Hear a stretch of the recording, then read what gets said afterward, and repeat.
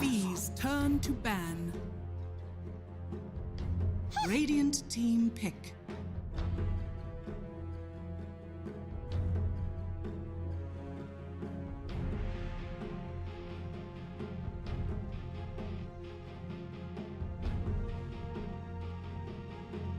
In the upper division of the Eastern European DPC League, we see Team Navi. It has a clean record of going up against TSpirit, that has a record of 2-3. And TSpirit still very much has their own fate in their own hands.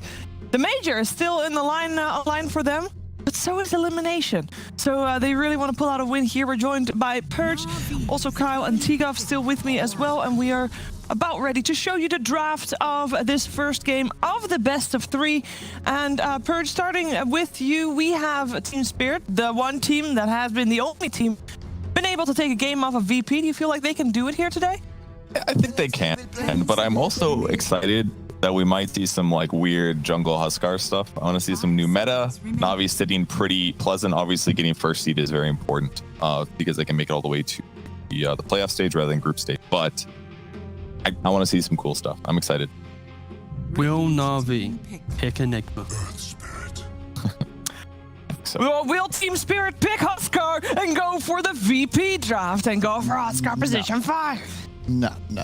Don't know yet. No? We're getting ahead of ourselves. Yeah. Is it really? I mean, Spirit's playing for survival here. Death Profit, that sounds like a lot. Oh, that's more. That's but more Will stable. Navi picking it? Yes, There it is. Of course they will. Of course they will. I mean, you think the Earth Spirit kind of telegraphs it.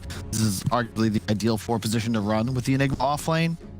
Secure the lane. You get good kill potential if you want to rotate over, but ultimately you can just leave him be. Enigma gets that solo XP. Quite nice. And this is, again, like Navi's bread and butter. There's no reason for them to do anything unique. Other than this series doesn't matter, so now you can try out new stuff in a No, that's no other thing in the wrong direction. You don't want to try out new stuff in a series. So What if they get distracted by lights in the room and they're like, you know what, this would be more fun, and then they spend effort on that instead? Yeah. This team, you try to win games at Dota. I don't think it matters to them that things are locked up. They don't want to go up against VP, a loss, and rely on this head-to-head tiebreaker thing. You know, that's true. Wasting this series, you have to start talking about the series. Like, why did we lose this game? It's like, oh, why? Exactly. Just keep winning, keep going, get to playoffs. Because again, the way that this system is set up, playoffs is like but broken. Getting number 1 in your group stage in your region is just insanely good for you. For sure. And for people that are, yes, Miroslav is playing still instead of so bad for TSpirit as a stand-in, but it seems to be the same scenario as stand-in as we see from No One in ASL Gambit, and also of, for example, Kezu for Viking. That type of stand-in. Yeah, Miroslav instead of so bad on the position 4, just like the last 2 series they played. In regards to TSpirit opening with his Death Prophet, the times that they've run it before has always been in mid lane. They haven't really presented a flexibility of the hero going to off lane or 5. And of course, with an Oracle pick, it takes away that 5 flexibility. So I wouldn't be surprised if it simply is just to be your 5 and your mid to open up the draft later on. In regards to Navi with their Enigma, you can see TSpirit, they're banning out the strong position 5 now that provide that extra little bit of team fight. We've seen before how Navi's run the Naga position 5. You sing into Black Hole. It worked well for one game, worked really bad the next game. Still, the idea of big team fight on top of a pre-existing, strong opening. Interesting to remove the Ursa here in the second phase. It doesn't necessarily match up amazing, but I guess I can deal with Eidolons, and it is hard to kill. With ulti, it makes Malphus a lot weaker. I think it's just a player targeted ban. Yatoro has looked a lot better on Ursa and on some of the other ones that he has played in this tournament. I know last time that TSpirit played, we were pretty critical on Toronto Tokyo. Is there a specific type of hero you wish to see him on? He's like one of those mid laners where he just plays the spirits very well. But I think for Toronto, he's a little bit more kind of hub driven, where he to go for the pickoffs that aren't really good pickoffs. I think if anything, we know his hero pool works well. Just kind of reel it back in a little bit, play with the team, and then he should be fit. Performance has a lot of volatility, and you see that with some of the goals. Like if he finds the kill, yeah, maybe it was a good rotation, but he does have a lot of movements and teleports that I think are misguided, where you pretty much have to get a kill and like not use too many resources, and it's still kind of just breaking even. I'd rather him play a more conservative game. We have also seen him on the Death Prophet, but we also see Miposhka on Death Prophet, so still very open. However, Oracle normally is Miposhka as well, so I guess they kind of made it longer to be open. Yep, it's an offlaner or a mid here. Yeah. Which I think is necessary anyways, right? Like, because if you have an Oracle, it obviously makes Death Prophet so much stronger because of that guaranteed heal. So you don't want that to be like, oh, I can't wait to ulti my support Death Prophet who's going to Exactly. It's just going to leverage so much better if it's a core anyways. And if you're Navi here, they've already shown they don't want to be too kind of out of the box. So the only other opening that they've shown with this TSpirit Enigma is now going to be the Disruptor in the second phase. The Naga was the other one before. I wouldn't be surprised if they just continue down the same route of their draft. I mean, first off, it's been working, and second, I keep repeating, no reason to give VP any extra scouting information. That's actually, very good point. It's also really nice to actually do this because if you demonstrate a pattern throughout your last few games, most of the time, people will scout, but consider how long this DPC season is.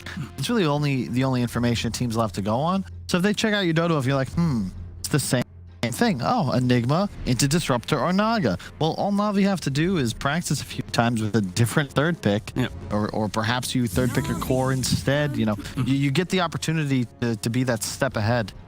But also, I like the fact that for Navi, that is, it's always their position 4 into offlane. No matter what pick the order they're doing, that's kind of the main kind of script that we see from them. And it's potentially where practicing else, but kind of behind the officials, a different style, then that's again another thing that they can bring out. But Navi now needs to pick their. They go for the Crystal Maiden. Okay. I feel like we haven't seen too many people pick CM without it being like a counter to the summon type heroes. But true. I mean, I guess they don't even really know what the matchups are either. But it's a pretty generic pick at least. It doesn't necessarily reveal too much. Good lane stabilization, mana's great for all these heroes. So 5 seconds remaining. It could also be a strong setup to potentially like that casual juggernaut pick after TeamSpirit. If they want to pick one of these tankier off lanes, they can't do really well with that. I guess maybe the really what's happening, because of course you wouldn't really ban Mars if you picked the jug. I don't think you jugged, honestly. Whenever I see Oracle on the enemy side, I want a carry that does sustain DPS. Jug's kind of the opposite. And sure, you might have an okay laning phase, but it's just real concerning if you're in a scenario where your Omni Slash can be tanked easily. Okay. And yeah, I like that a lot. That is your sustained damage. This hero is unbelievably powerful. Yes, it's nerfed a bit, but that's mostly, I think, just the combination with heroes like Earthshaker. You have an Earth Spirit, which is one of my favorite combos to utilize with a morph. So much reach potential. It's very easy to get onto these backline supports. This is going to be a hellish existence for the Rubik Oracle once this morph is online. Yeah, but that's the key thing.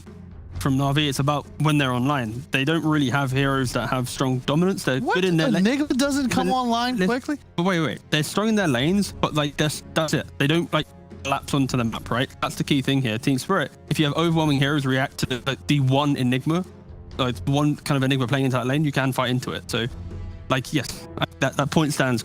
Oracle's going to take over the map control. Huh? With DP rotating in, yes. I'm not buying it. I think that you're gonna have a Necro 2 or 3. Oh, now that's a hero that can take over a map right there. The pace you can play with an anti-mage. Oh, my point was gonna be so afraid. The speed of this draft. I'm just being a dick. What? Don't be a dick. 10 seconds remaining. Me? It's like yeah, you're being a little aggressive here. I think it's fine. No. Tigava has good points. He's a smart guy. He can defend himself. Yeah, exactly. You're going to be criticizing him for an AM pick that he didn't see on the board, but yeah, exactly. So anyway, so the anti-mage pick, it gives them a window to at least match up against the win condition that is a morphling. But counter to the point that I made before the anti-mage pick, it now doesn't allow them to pressure that I maybe thought they were going to look to utilize against the weakness of Navi's lineup. They are now subscribing to the idea that they're going to play their lane. Those are two of the most active supports in the game. Like CM Earth Spirit are the definition of getting shit done around the map. And Enigma. I hope Iceberg is okay. He was listening to our conversation. Yeah. He heard T-Dub's point. Like, oh my God, how did he get? What is even going on? Thank God he listens to the Russian broadcast. That's what's funny. No, yeah. Anyway, I kind of like the AM against the Enigma in some ways. Like, you've got lots of magic resistance that'll offset some of the damage, but also you can get on top of Enigma when it's time to go So if they do gank rotations on him, he's kind of vulnerable there, outside of like just black holing. 10 seconds remaining. This feels like one of those games where TeamSpirit really rely on 5 seconds getting that remaining. Aegis, that first Aegis. If they contest that and can utilize the Death Prophet to unlock that for the anti-mage, you now don't care about anything that Navi has in the game.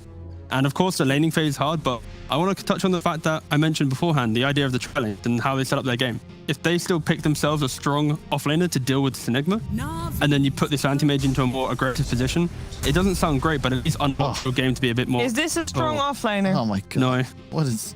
Okay, so it works in the idea of defending towers, but against the Morphling, it isn't great. It's such a bad Sand King game. You have so many roots and silences and stuns to deal with.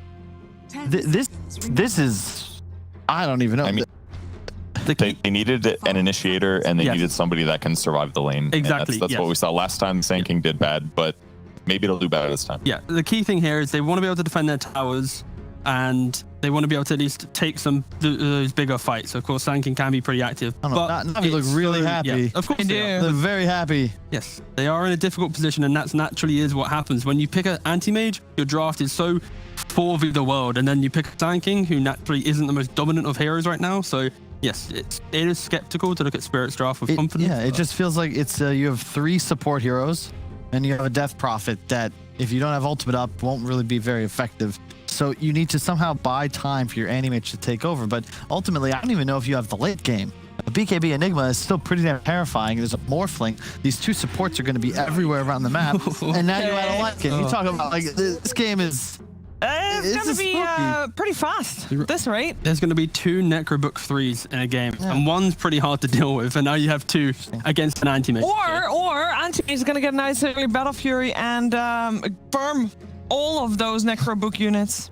Right, Purge? Is there a chance? I mean, yeah, he'll be able to kill the Necros a little bit, but they're also going to be running down the 2 supports, Oracle and Rubik, who can't do anything about them running at him. Like, they actually have pretty crappy AoE, so dealing with all the summon stuff outside of like Death Prophet and Sand King is going to be kind of mitigated. So I assume Navi's just going to get some advantage and just start map pressuring and run down their opponent. Yeah, this anti-mage pick really scuppered everything, eh, lads? Yeah. This ability to make plays has kind of gone out the window. Me and T were trying to have a moment. We were Well, I figured I want to join in. And I'm the We were short guy. agreeing on Correct. stuff. TeamSpirit is also the short guy in this scenario because they have an uphill battle against what is a And the very hard draft from Navi. They may have played themselves. I can sort of see where T-Gov was going.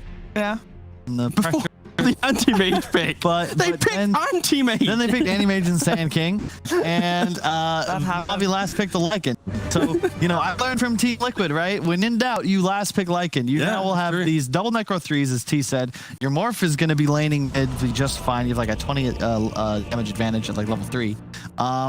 You need to absolutely trash these lanes. Sand King has to demonstrate it's a real hero, which I don't believe it is. Okay. And somehow you'll win. But you make one mistake, you've lost tier 2, you've lost Outpost, you've lost Roche, and then the game's up. Uphill battle for Team Spirit then. This is climbing Kilimanjaro. This is a Without that's pretty tough interactions. climb, and there's definitely a lot of people that died trying to do that without gear. We'll find out if Team Spirit is up to the task here with their draft. Let's just see how this game plays out, shall we? Let's head over to Odie Pixel Fog. Thank you, Steve. Yes, game 1 of Navi versus Spirit. Fogs, what do you make of this? We did see Navi having a bit of a smile on their face after they saw the Sand King. They knew that they were going to respond with the Lycan.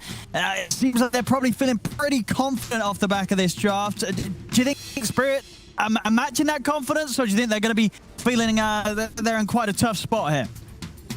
I would, if they feel like they're in a comfortable spot, I'm concerned for their understanding, I guess, in a way, because I can't believe they picked the AM into this, and then they picked Sand King. These heroes are extremely weak laners. Just to emphasize, like, extremely weak. Sand King, I haven't seen it really work.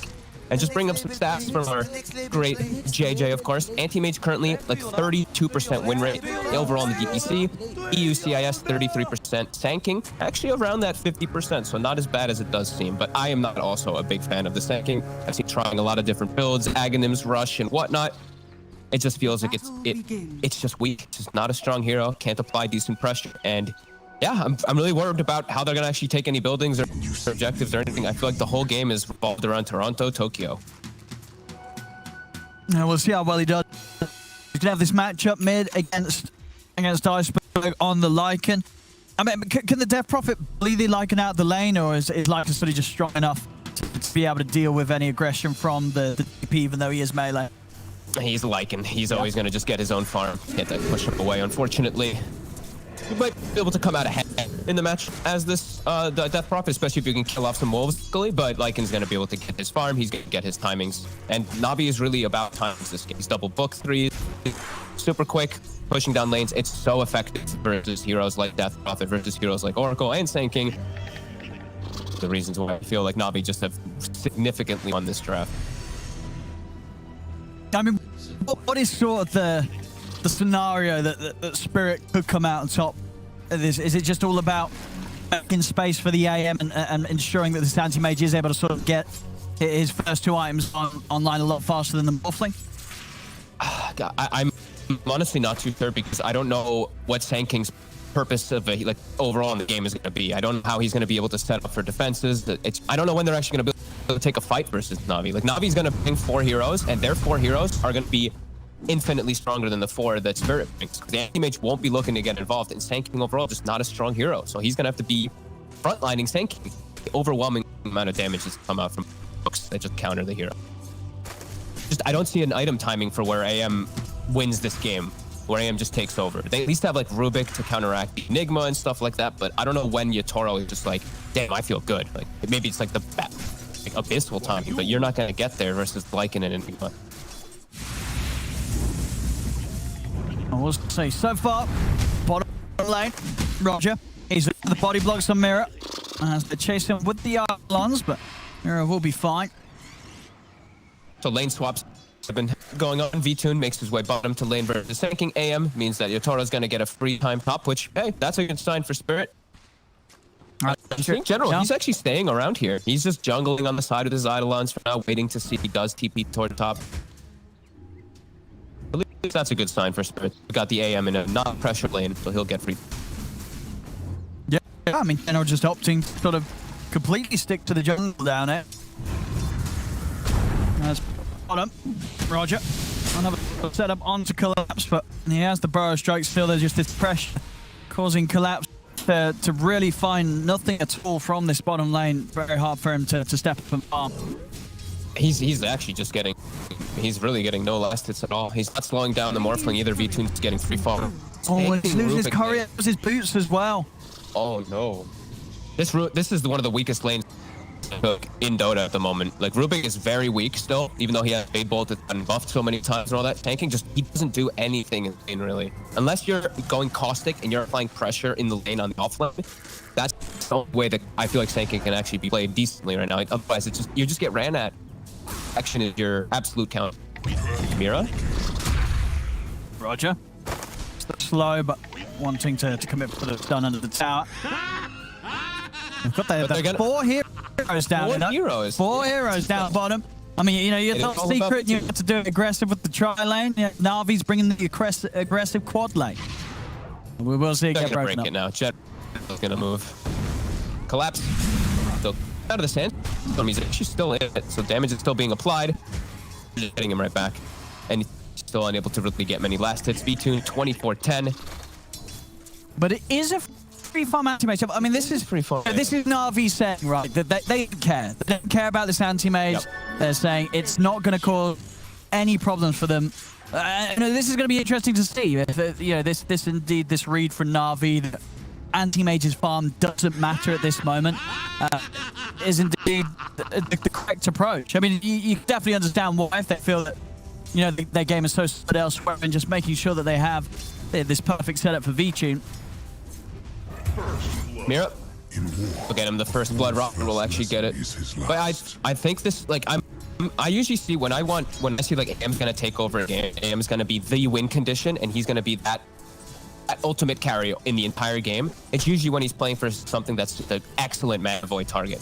I don't really see that excellent mana at all in the game. And there's so many silences, so many roots, controls, stuns that it is gonna be there for. And definitely when it's gonna start collapsing, you know, all this like calm kind of stuff here, it's gonna start ramping up so quick in the next 5 minutes. I see. Yeah, catch that kill. Quite grab early. Stop your turret. To beat back General is completely out of mana regen, just those Sage's masks. So we'll slow down his farming potential whilst he's on this top half of the map. Mid lane, not even 10, 27 for 12. Continues to be very close between the two of them. As you say, we'll see what sort of moves Spirit can make around Toronto, Tokyo. They start to look for these objectives and start to put the pressure on to continue to sort of keep Navi's focus away from Yatoro. I feel like they should actually make a rotation to mid with like the Oracle or with the Rubik right now. I feel like it has to be done immediately though. This catapult is dying. He has his catapult. He has ult.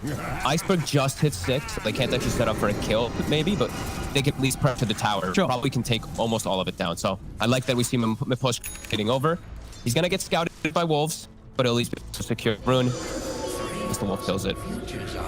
And now tower pressure comes out. So good moves from Spirit. Yeah, and I guess this is the thing as well for Spirit this game. And Navi, they don't necessarily have some sort of big beefy hero that they can just sort of plant in front of a tower to easily stop Spirit from pushing. No, they have to actually rotate fight. We see CIS running up, always want to fly. Roger TP's in. They got to slow this down. Catapult, significant damage still in the tower. The damage is done. 3 heroes rotate. I think Team Spirit's pretty happy with that. It's good pressure there with the first ult.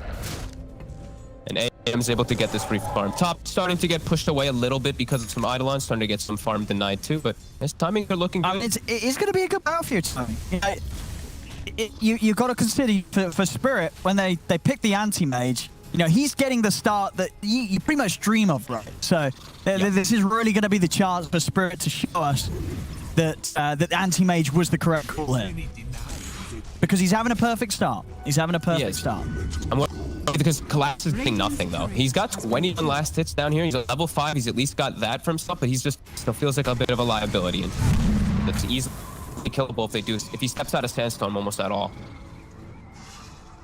And he's gonna get Battle Fury, but he's not gonna be able to join anything. He's gonna be able to cut creep waves and stuff like that because Navi's gonna start pushing really hard. Probably right now. The book 1 is up. Look at it try and charge into Toronto, Tokyo. He's able to dodge the stun. TPs are coming. He gets the ciphers out. He's gonna have backup here from Impostor and Mirror. As Toronto, Tokyo is going to hold his ground. Navi, they can't finish up the kill, and they're dove in too deep. As Roger will get punished here. A very aggressive move there, trying to go in onto the Death Prophet. I mean, that's never really going to be an easy hero to dive upon when all the siphon charges are good to go. Especially not when there's an Oracle in the game. But Poshka with some nice positioning. He dispels Malefist mini stuns. That'll always be something we have to watch out for too. He can protect a lot for this Oracle. And we, Toronto, Tokyo, he has to have a good game. If his game starts at all, that's where it's going to be all fronts getting pushed. Sure. Like if he's dying behind his tier 1 and they're not able to save him, then things it could potentially fall out of control rather quickly. Exactly. Yeah, he has to have a good game.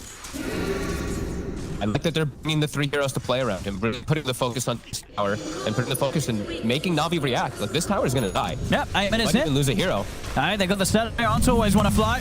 Follow a route as Tokyo is able to get in position, take the kill, take the tower. So 8 minutes in, you got to say, for Spirit, this has got to be going to plan for them in their mind, right? They're taking the objective mid. Yatoro, he is getting free farm on the anti-mage. Yeah, this is definitely good signs right now. Very close to Battle Fury. Yeah, it's going to be very for himself too. He does. Yeah, they're actually stacking up as well for him too. So they actually missed the hard camp or the medium camp that are Ogre, but we did see Mipushka setting up some other stacks. So aim is going to be enabled. Yeah, good signs for Spirit. And now it's eyes on Toronto, Tokyo to dictate where the next moves really are. Because, like I said, everything is him this game for Team Spirit. All his have to be real smooth and really perfect. I mean, where would you imagine that the most appealing move is to be made? Is it down bottom or up top? Bottom is where the battle's going to go. So maybe he's a little cautious until his supports get more levels. I think when Oracle gets 6, then Death Prophet can play bottom safer. Top is the less risky choice, Toronto. Because he'll get a tower if he goes bottom. He might die and use his ult, so I think he has to be a little cautious. It's up to him. I think if he has Oracle, though, he should go bottom. I mean, Pushka is going to be close to Tome at 10 minutes. Rune's coming out. Will be killed by the wolf. 'Tis mine. That's our books look. So Iceberg, book 2 finished. General, book 1 finished. All right. So they're coming online, but we are, of course, seeing pretty much perfect timing on the Battle Fury. 10-minute Battle Fury here for you, Toro. Well, there we go. Actually, they're the fastest that we've seen this pack out of the 51 games. So again, a little bit though. Are fortified. We've seen some quick ones. Oh, but be careful. Bottom lane, the collapse is actually he's going to leave bottom. Navi's got 4 down. His Spirit immediately take everybody up to the top lane. So to maybe see if they can enable something and find an opportunity for Yatoro to get in and take a kill with Mana Void. Oh, they can dive General for sure. General eats the catapult, so now the push is going to be slowed down significantly. Oh, he's getting out. Yeah. He's getting out. Straight away, as Spirit won't Tokyo find it rotating getting up too. here. Yeah, the Death Prophet started walking through the ward, so I think he's like, okay, there's more people back there. And we're seeing Tokyo go for Witchblade. Hey, seen him do this a couple times now. I mean, that and with the it's a lot of damage, right? Toronto Tokyo just committing onto a target, especially if they're diving in on him. If he's going to keep himself alive with the Siphons, which is likely, he has an Oracle backing him up, so he can go for this more, the aggressive option with that early item. Yeah, it tanks him up. I think the important thing that I always like, in these type of games, you're playing the book 3, so it's not as valuable as it can get. So now Witchblade, it just tanks him up through that high physical damage that Lycan's going to be providing. And he's got Oracle at the back of him. Yeah, it can definitely be nice. Pretty good stuff from here.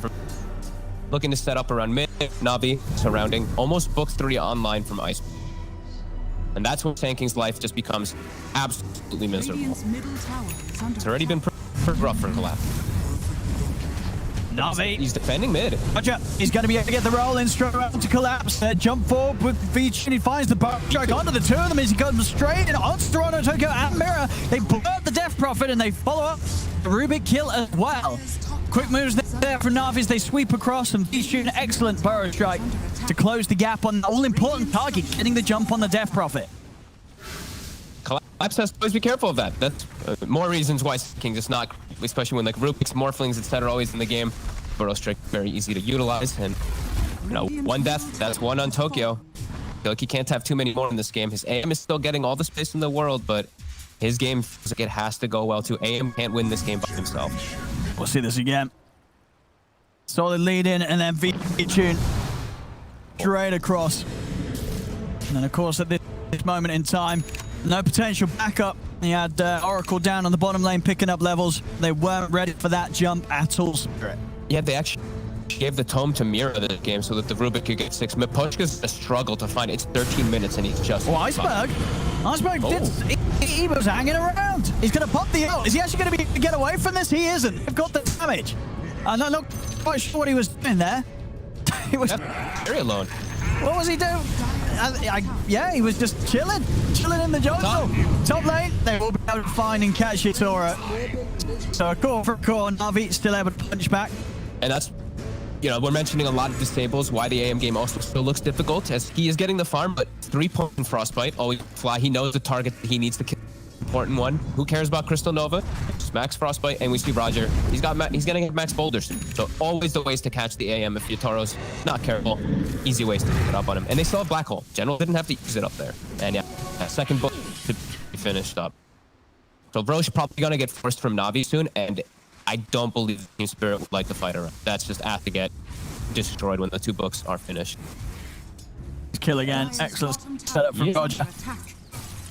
Well, that's kind of going to be how it is at the moment for Yatoro. If they get the jump on him, he will die. Vichun, he's taking away some of these Ancients. They're actually pushing him out of his triangle and taking the big Ancients. Oh, Mirror will at least secure one of them. And Poshka gets eaten very quickly. Yeah, this is where the big, not hit their timing. So the double book 3s are on. Morphling is ready to fight. He almost has Manta, so he's super ready to fight. And they're taking all the stacks. Dire's bottom tower is The worst under attack. Mirror for teammates. Triangle has been stolen.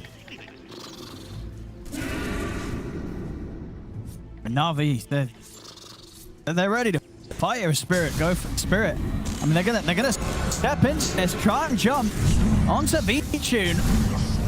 Navi's going to turn. Vichun is straight back over with the burrow stroke on and collapse. He's stuck in there. He can't get out. He goes down. Yatoro's looking for Roger on the back lines. They will find the Earth Spirit in return. Not spoken general for anything more. The icons out. Answer mirror. The four of Navi are just chasing them up to the high ground. Vichun won't dive for this though. 1-for-1. Collapse. He reveals that blink dagger and immediately dies. He's very quickly done for this build, where you can hopefully get resets and stuns up, but you're going to be very Tokyo stepping out. Tokyo's... Oh no, he's surrendered. Oh my goodness, Iceberg. He's in on him. And with these summons, Tokyo's got no chance. No chance at all there. I guess just didn't quite expect Navi to sweep across the mid lane after sitting in the triangle, but they were ready to move Navi as soon as he steps up towards that river. They're right behind him. Look at Navi's wards that they've got. The ward that they just placed on that far left after the fight is going to give them excellent vision to be able to set up for Roche. And then this south that they have inside Radiant Jungle, it just sees him running by himself. They catch it, and they're looking for the next kill. And if they find another kill, that's probably going to be. They'll kill it in no time. Tokyo, yeah, this is what we're saying. You know, 1 or 2 deaths, they can cost so much in this game as a death profit.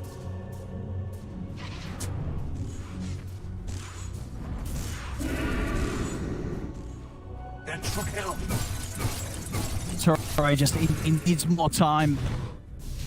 It's not as if it's a game where time's necessarily going to be favoring him. No, it's not. As he's playing versus quite a decent trot core versus an anti-mage as well. And he's really about, like I said, you know, that it's a abyssal timing, really. It's not even like Basher, it feels like, will be the timing that gets him online to be able to join into everything. So he has a ways to go. Navi's just, yeah, it's gonna be constantly looking at for fights, getting deep wards down, covering their deep vision, looking for scans, looking for pickoffs. If they ever find Yatoro, if they ever find Death Prophet, bounds of space for V2 go further and further ahead. I like V2's build, straight meta, cover himself with the silence as a control, and Scotty to counteract the healing that is going to be coming out from Oracle and Death Prophet. Really strong stuff coming out right now. Okay, advantage. Dire's top tower is under attack. Dire's Go for structures are Great fortified. Spirit. Tokyo goes Radiant bots as well too. So Great. Seems like it was rather a greedy build. greedy, yeah. At least he's speedy to leave distance himself and stuff like that from this crazy catch. But really feel like he needs BKB. If he gets caught by anything, he's dead. Get some nice push top. The setup is coming. We see Roger TP tier 3. is under attack. Sending the book to counteract the vision, and they're gonna start setting up the rest. But the tower's dead. If they can get everyone out of this is going to be a sweet move. And they, oh, Toro! Oh my god. A bit of a close one, but yeah, Spirit, they get the tower and they get out. Nice, but you pop in the ult there to try and find a catch, but wasn't to be the case. Spirit are able to back out in time. Radiant's top tower. Yeah, Navi a bit slow, and Spirit just a bit too quick for them. They didn't get time to take away the outpost, but whatever. They just wanted the tower, and they just want more space, more time for Yatoro, who almost at least has man. And he can fight with the Manta. No, I'm saying where he needs probably like the Basher Abyssal to be relevant to fight. He can show up with Manta. I don't know how much he's gonna be able to actually do with it. Basher will at least let him kill targets, stick on Lycan or Well, Toronto Tokyo. He's going in. He's charging in. Gotta be careful. There's a whole lot of Navi up here. The whole team. He's got the Oracle backed up, so he's always feeling a little extra confident to go a little more aggressive. Collapse is spotted. This deep ward that they do have at the moment. They're sending the wolves actually into tower vision. Okay, he's gonna kill the range creep. Maybe reveal the fact that there's a ward though, but they'll be able to set themselves up for that rush that we expecting. This is gonna put the very close to having that AC with their Scold. Oh, he did do the... Okay, so he went the straight rush. I've seen a lot of... Well, I've actually seen two different builds. It's either Necro Book draw into AC or... Dire's bottom tower is He just wants to go for ending the game, putting that pressure as soon as possible. As they can. You know, they can probably end the game with this Aegis. They can look to at least take a rack down as Yatoro still not ready. Oh, That's at least. RV. Nearly catching a glimpse there of Dire's bottom Spirit. tower Toronto is under attack. is hiding in the trees. Veach hunted. Bottom tower Is able to find it. will be cleared out though, and Toronto Tokyo's away. Aggression definitely going to continue here from Navi. TSpirit pops the ult just to farm and swing around, it looks like. I'd always want to fly here, but a little scared of actually committing on him. And the rest of Navi were sweeping back. Hey, Toro. So he's actually going to get away with getting the item, though. He can show up to the fights. Like I was saying, though, it is still an anti-hit where he is starting to get left a bit alone on the net. His Death Providence tanking starting to fall pretty far behind, especially the collapse. He literally is just going to be a blink and a stun for the most. He gets caught by any silence table, he's dead right afterwards. And it very much is what, at this point now, with the items that Navi have, that if Spirit lose one fight, they're at least losing Sevrax. Yeah. Toro's getting foot push though, and he's got a catapult behind him, so they actually have to react at the top. General does have to get back. He probably wants to try to surprise him with the blink dagger, but you're able to jump away. Dire's structures are fortified. Getting caught there. They might still have it to get in, and V2 don't find the angle here. The burrow strike down to the two of them, and Poshka has been silenced. They're going to be able to take it down before he can get any sort of save off. And over towards collapse. Navi, they'll get the two of them. Quick moves, and again, V2 just being a better Sap King than Collapse has been able to do himself this game, really, so far. It's so sick the you can make mid waveform morphs and burrow strikes, so it's like you can't actually do anything to prevent that. Still, it looks like he's still in the waveform as the burrow strike casts. You just get hit by it. And Poshka, he has to be careful with his positioning. There's so many different ways for Navi to get into the backline. DD rune as well awaits on the bottom. I love that. That's one component from that Scotty. Now up to a 4K gold lead. The top of that net worth. But as we said, he's kind of in a... Tokyo almost has a BKB at the very least, so he'll be protected, but I'm just still watching the Sand King as it really feels like he's just such a liability. We'll see this again, this swing there for V-Tune as he's ready to chase. Eyes up, collapse. Instantly in, and his stage just incredibly fluid from the waveform into the burrow strike. I think there's something going on too. Mira stole burrow strike from Morphling, but he didn't cast it, and now I'm clicking and he can't use it. What? Look at the portrait. It's grayed out. It's a visual bug, though, isn't it? Is it just a visual bug? I think... Why didn't he cast it in the last fight then? True.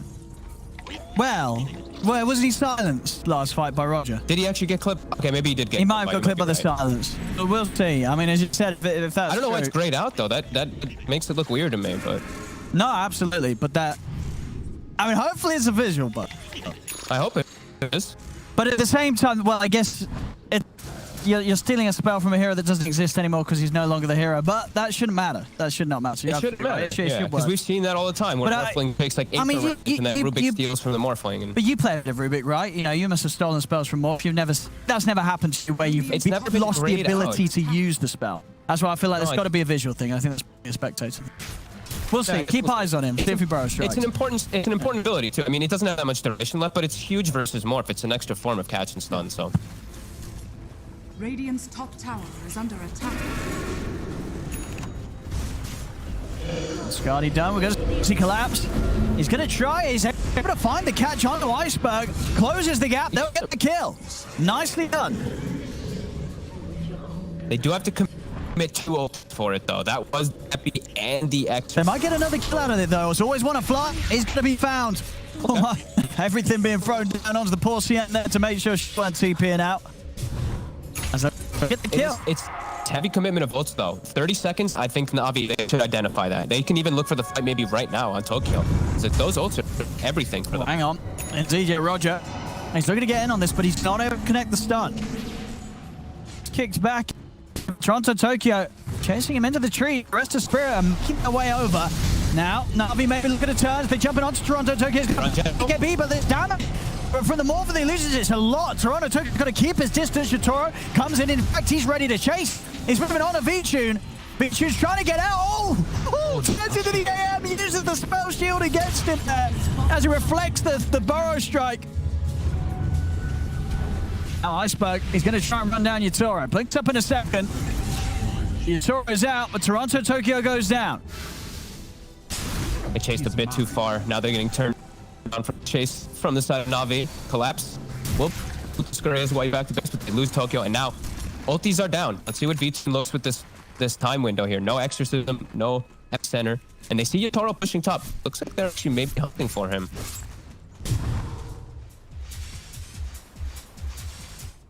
Spirit's putting up a much better fight than I'd expected. It's a sort of was made up by the panel. When you looked at Navi's draft, it's pretty terrifying. But at the end of the day, you know, Spirit were given the space for Yatoro up top. You know, the sort of the weight on him now to be that carry that's going to be able to stand toe-to-toe with Navi. Finding some opportunities here. I don't always want to fly. Glimmer Cape should be enough to save him. Nice from Mira. Look at this. He's even body blocking. He's scouting a lot with the Wolf at the moment so that they at least get some vision. I like that. He even has Wolf bottom to check out the bounty rune as well as the on the opposing side too. So extra information that Team Spirit does definitely need in the. I mean, and now that you've seen the game play out to this point, 26 minutes in, I mean, is it still a very hard anti-mage game when you look at the position everything is in right now, or is it okay for Yatoro? Or do you do feel it's still very difficult for this hero to really win? It's starting to feel pretty okay. I'm a little worried because he is alone, so there's a lot of elements that he has to deal with because Tanking's still behind. Death Prophet, he has been forced to go for BKB. But he's got a chance of carrying this game. If Navi makes too many slip-ups, this AM might be able to do it. Still alone, though. That's the most important thing, is there's a lot of silence and a lot of control that Navi does have. And at some point, Navi, they might just be able to full commit onto the AM. Like a BKB black hole. If they have the Rube killed, they can full commit on. I mean, and that's the thing as well. In these fights, you know, what's Yatoro going to be looking to do? Is he trying to jump on one of these cores, or is he just trying to get the quick kills on support to start things off? I think you go for Enigma. Like General's build, since he's gone just for Necrobook, he's very susceptible for this anti-mage. If he gets a bash on him with the Mantov, he'll kill him immediately with the Mana Void and with the. I think you try to just keep tabs on General in the fights.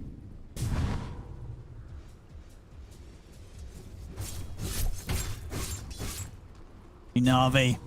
5-man smoke.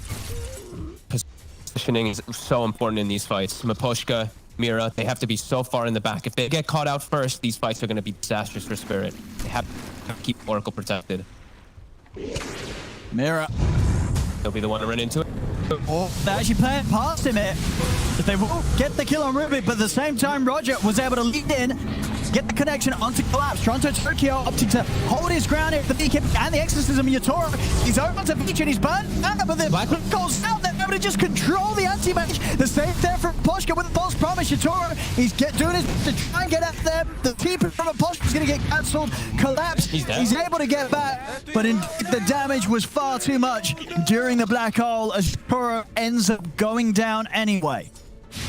And that's all General to do every single one of these fights is just black hole anti-mage as soon as he sees the opportunity from disables. And they did have all the perfect disables taken out. Ruby gets killed at the start, Roger commits, forces the stanking initiation on him, and then Death Prophet's isolated and ready to use silence. So General gets 3 moves and just fight for Navi. Perfect wrapper. Navi almost mid. Roger, he's able to get him, find the setup onto Collapse. Can they get Collapse out of it? And buy some time for himself with the ult. It's enough. He's able to jump his way back up to the high ground.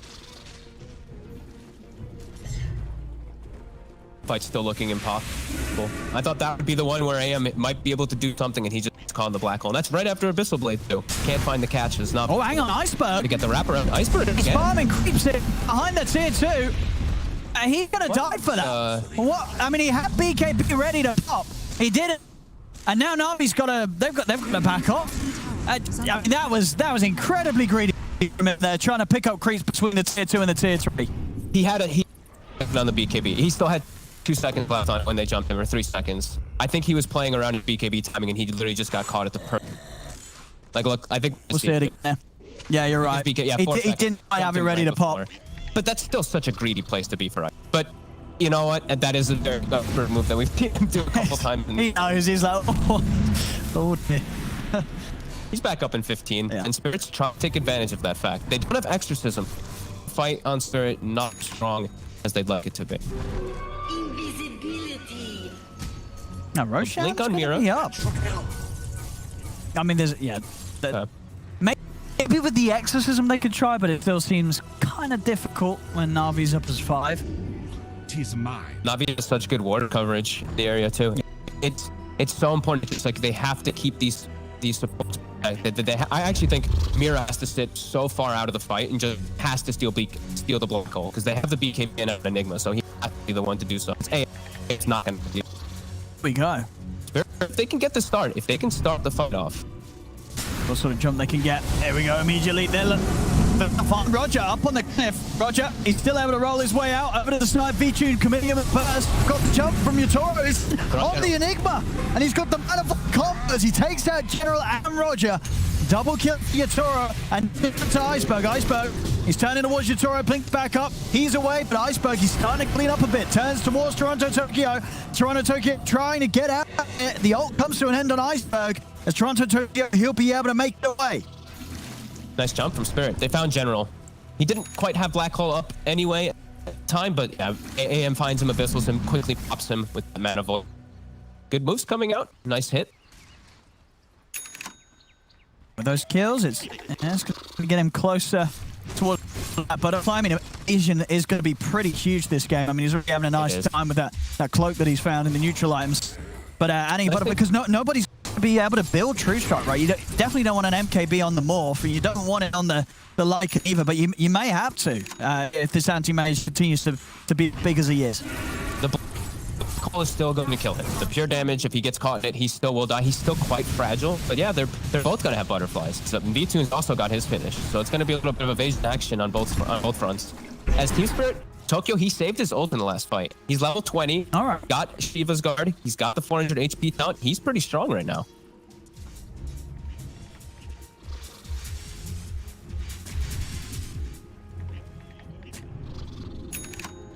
Jump might catch Navi guard. Navi actually come themselves with the smoke. Toronto Tokyo leading the way. Super deep wraparound. Navi weren't expected to come in from this direction. Catches General. Yes, perfect start, right? Take away the Enigma, take away the threat of the black hole, and now look to move over for more feature. He's able to with a rocket strike on the two of them, though. Can he bring them down? He's able to bring down the Rubik. Now turns over towards Toronto Tokyo for the BKB, and the ghosts are out. Iceberg pocket the BKB as they all focus down the different. They'll get that kill. Yatoro, he's got to back off now with 3 of them dead. Maboshka also left behind.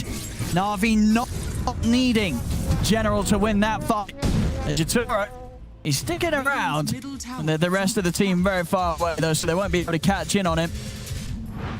This fight just went so disastrous, and they just had their number advantage. Just too clumped up. V-Tune, again, like you said, he's being the better Sand King this game. He's beautiful stuns and beautiful follow-ups from Roger. That was surprising, though. Navi, with the man down, just completely destroy the Poshka. He was, I see him pinging as well. He's probably talking about his team. He got split up to the top right of the fight, and he actually couldn't get to Tokyo because he's still level 11. It's still the level 1 ult. So that cast range, not so great. Couldn't actually get there for the save onto the Death Prophet. Oh, very nicely done from RV responding as quickly as they did. You know, sure, when you're making the jump on the Enigma, you're showing your hand. And Navi, they knew exactly how to fight back. As it really was, yeah, Toronto Tokyo just, they were able to do it in a way that they were just able to fully focus down this Death Prophet, and nothing could be done to save him. Yeah, the Sky is honestly just owning so hard from V-Tune. The healing reduction and just the flow through BKB is it's so good versus these ranged heroes as well. As we see, you know, Death Prophet, you just crawl. You get hit once and you're actually just crawling in the fight. Illusion. So going for that Scar himself next. Well, that means he's not going to solve the butterfly problem where V-Tune has butterfly. He doesn't have a true strike.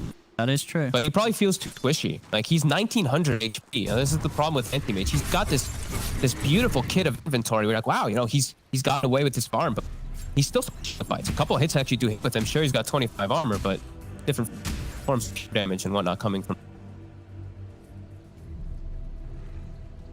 And for Collapse, you know, as you say, still very much trying to pick up the pace here on the Sand King. It's just the way he has to go. He has to get BKB for himself. Iceberg, he's going to be all alone. He doesn't even get time to get the cheese off. A tasty bit of gold there. As always want to float.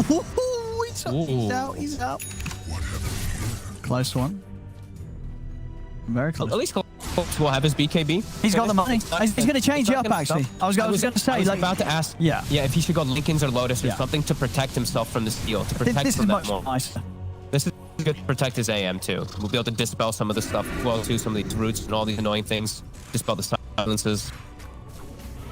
I like this. He shouldn't be playing his own game at this point. It's tough, you know. It's your tanking. You need to be playing about the great at all.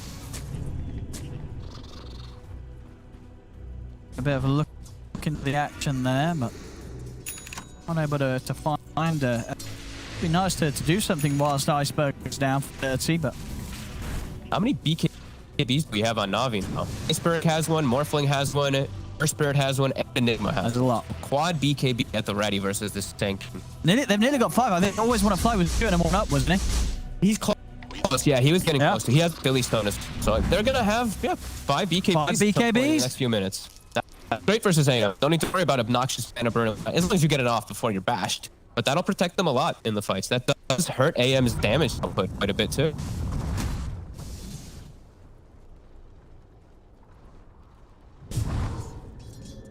This General's getting away with his farm too. He's got that BKB. He's going to be getting that Lincolns, and then it's going to be even harder for Mir. Hasn't been able to find the successful steals yet onto the black hole.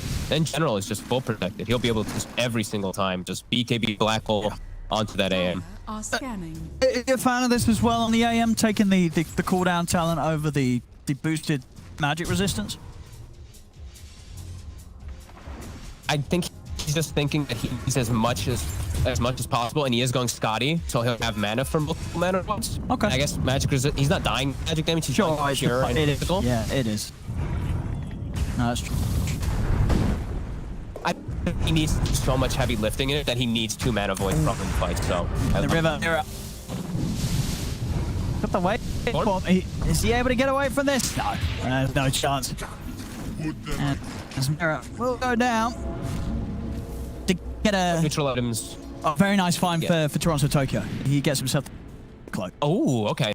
That one's great. More evasion that we don't have any. That's probably the best one he can get, really, in this sort of game where it's all about just trying to keep himself alive. Radiant's bottom Might tower be one of the is best under neutral attack. items in the game. Very, very true. Radiant's bottom Navi. tower has fallen. 5 set. No Rubik. Berg at the ready watching. With DD bottom as well. Oh, there we go. Stay tuned. We'll be able to back up. Grab that. Oh, what's happening here? Oh. What? He wanted to go for the jump. But, what quite happened there? Did the Stormcrafter trip something up for him? Something hit him, but... he's still going to be able to get the jump and always want to fly. Oh, that BKB able to stay there. Okay. As he instantly goes down, collapsed, he's going to be saved as well. The false promise comes out. The Lotus Storm as well allow them to turn things around. They're in on top of Vichu. General off. They've put BKB. They've got to respect the Enigma. They've got to watch out for this black hole. Toro's waiting out that BKB. He wants to be able to try and help Toronto. Tokyo is now going to jump over towards Vichu. He's found the bash. Vichu he's trying to get Mana Void out.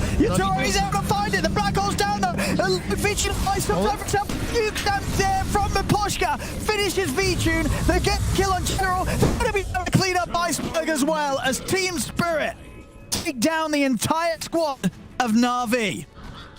Right after Toro gets his Scotty, he's able to get on top of E2 Navi. That was, a big mistake. Great saves there. Really, the start of that turnaround being the false promise onto collapse. He's able to self-Lotus, and then that boom, that sort of that came in upon him just ended up causing so many issues for Navi. I was concerned too because they used the false promise on the Sanking instead of saving it for AM and for Death Prophet, but it ended up working for them. They're able to stick on V2, and now he's dead for 50 seconds. He's dead for 50 seconds. Dire's top tower is under attack. Spirit, they're able to put some pressure in it. Yatoro straight up to the base. The important thing too as well, Mira has Black Hole. He stole the fight there. Oh boy. So for the next fight, there's gonna be Black Hole too. Oh my god, have Spirit actually done this with an AM? I mean, this is pretty insane. There's still tier 2s on the other 2 lanes, so they won't be able to get anything more than a set of racks, but that's still so much. again, just in a game where, you know, as has been stressed, it shouldn't be an easy job for Spirit to play, but they're playing it so well right now against Navi, as Navi have just missed that opportunity to overrun them, and Yatoro, he's doing it. He's carrying the squad. So much gold injection onto everybody. A full heart on Death Prophet. Like, everyone's just got a full item finished now because of this turnaround. He literally has like a full satanic now on Anti-Mage. He went from having, what, 1958 HP, not even 2 minutes ago, look at now this, being well over 3k. So this great save on collapse, and then indeed, and there's the Lotus. Vichun, he's been coming in with some great burrow strikes, but this one, it ends up getting Luxor straight back onto his team. And then, as we see here, just smart moves. As soon as that BKB comes out from General, Yatoro's being very cautious about how he commits. And it's all right after the Aegis does go down as well, too. It was like everything that could have gone right for Spirit did go right, and everything that could have gone wrong for Navi did. Always want to fight, dies before the fight, uses BKB, they get jumped, they get Lotus Orb.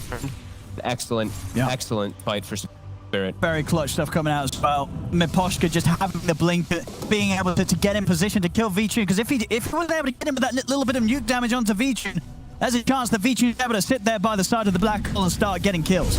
As smoked up straight away, Yatoro did with the jump. They found the jump, one of the two of them, they got on. Immediately, Spirit, they're playing too fast for Navi now. Navi's not prepared.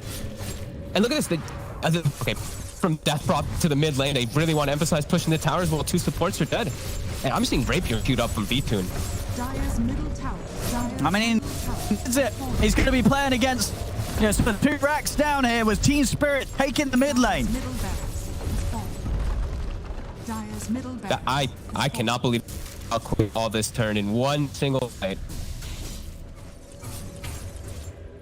I mean, TSpirit, they identified that they wanted to play the anti-mage this game. They drop it out 4th pick. Concerns there with the responses Navi came in with.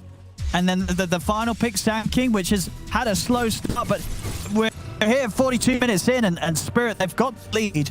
And, you know, maybe Navi's not going to be having those smart as they did at the end of the draft, and perhaps the decision to allow the anti-mage to free farm top could come back to bite them pretty hard in this first game.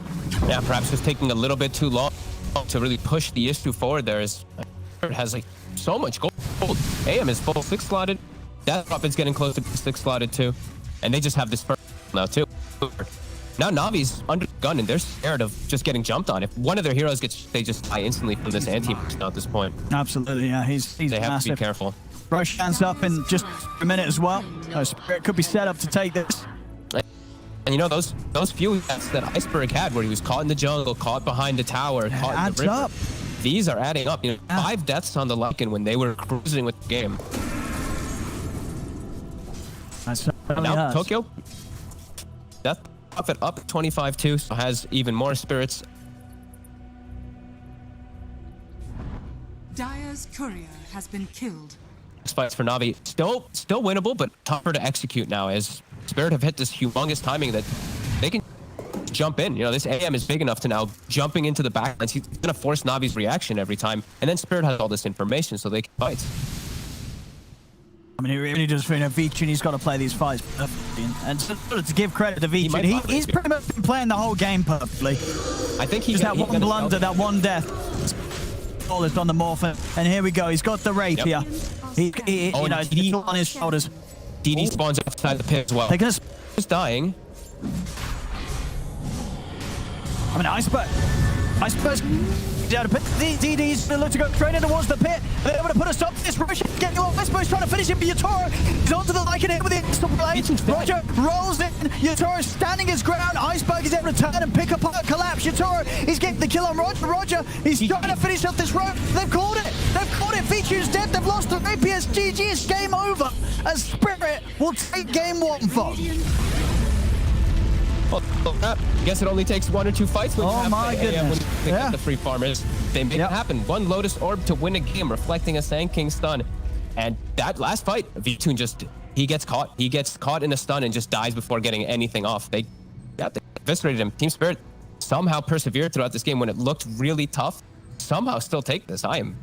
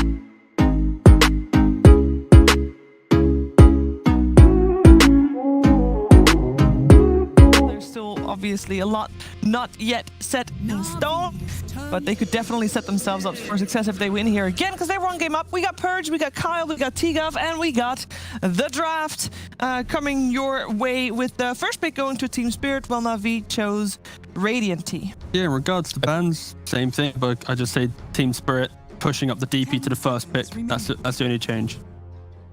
I like it. I actually think it's Toronto Tokyo's best hero. Honestly, he plays very, very confidently on it.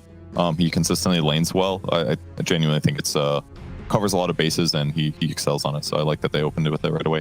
Yeah, I'd agree. Maposhka also loves playing Oracle. This is the best mid to run with an Oracle, and it kind of activates Utoro as this hyper carry, because pretty much everything in the world matches up well when you have a Death Prophet mid. It also provides a kind of rudimentary anchor for how your team will play the game. If Exorcism's up, well, go smoke, take a fight, push a tower. Everything kind of just rolls naturally. And yeah, Navi, as expected, don't change anything.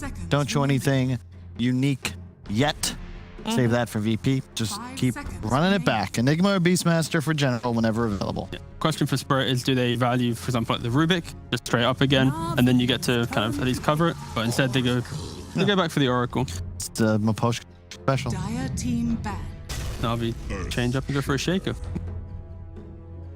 I think the key difference between the Alpha and the Shaker in this position is, I think, from the first game, there's a lot of times where kind of Roger was rolling in, he wasn't finding the connections, and the fights did get a little bit messier.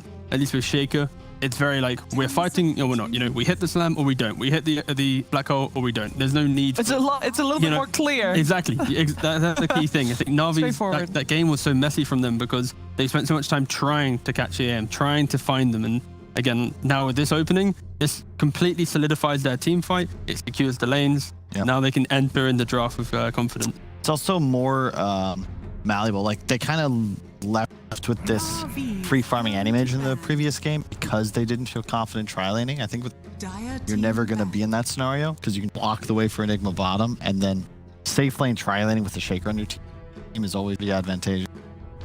I agree with that a lot. A lot of the tri-laning advantages that some of the better teams like Secret did were due to Earthshaker fissure blocks. It makes a huge difference. And because tri-lane is so much more popular now, and they've already got an okay tri-lane here with Oracle, it'll set them up a lot better to be able to react in the laning stage in a stronger way. I think the question for Navi, they just need to be able to cover themselves from play, because in that first game, the reason why it was so comfortable for Spirit is they literally brought in Oracle Rubik plus DP into this mid tower, and then Navi just didn't know how to kind of stop this pressure. They weren't ready to deal with it, and then that alone just kind of unlocked the game for a small window for them to feel confident. And I would like them to have a hero to mitigate that pressure. And in retrospect, their draft was themselves, you know, double Necro, but Cure. It sounds good on paper, but there was a Morphling carry lane. Iceberg also underperformed a bit, and with that kind of lineup, if you don't continuously maintain momentum, you know, really just takes one turnaround and you're in trouble. In theory, I think should still win that game more than 7 or 8 times out of 10. You know, they're getting every Aegis for free, but at a point you just run out of gas. I think part of that was also Toronto Tokyo's itemization. He went all this armor stuff. He got Urn and Witchblade right away. And then he picked up, like, I think it was Arcane Ring as well. He had like plus 10 armor at 10 minutes into the game. It was insanely effective for any of that physical rundown. Yeah, I actually don't, you don't see the Witchblade on the DP mid very often, but the stats alone just kind of give it a ton of value. Reminds me of when people would buy Blade Mail on Quap and DP, because it was just a really cheap way to give you a bunch of easy stats. Witchblade just kind of does that, but better now. It's like Old Veil as well. It's like the perfect stats for an int hero. Armor, a little bit of damage, some int. It covers your bases. It can make a lot of int cores or int heroes more viable as cores, for sure. Oh, you guys didn't really like the Sand King on the side of TSpirit previous game. Obviously, it helped them win the game for sure, but it wasn't the cleanest performance. What you would like to see instead? Anything else. We were thinking about it backstage. Like, just pick literally anything else. Tidehunter, Underlord. I think Axe was banned, but this Sand King here just feels lost. I've seen the E-build workout, but even that is tricky if you're out lanes. Like, he was just a glorified creep.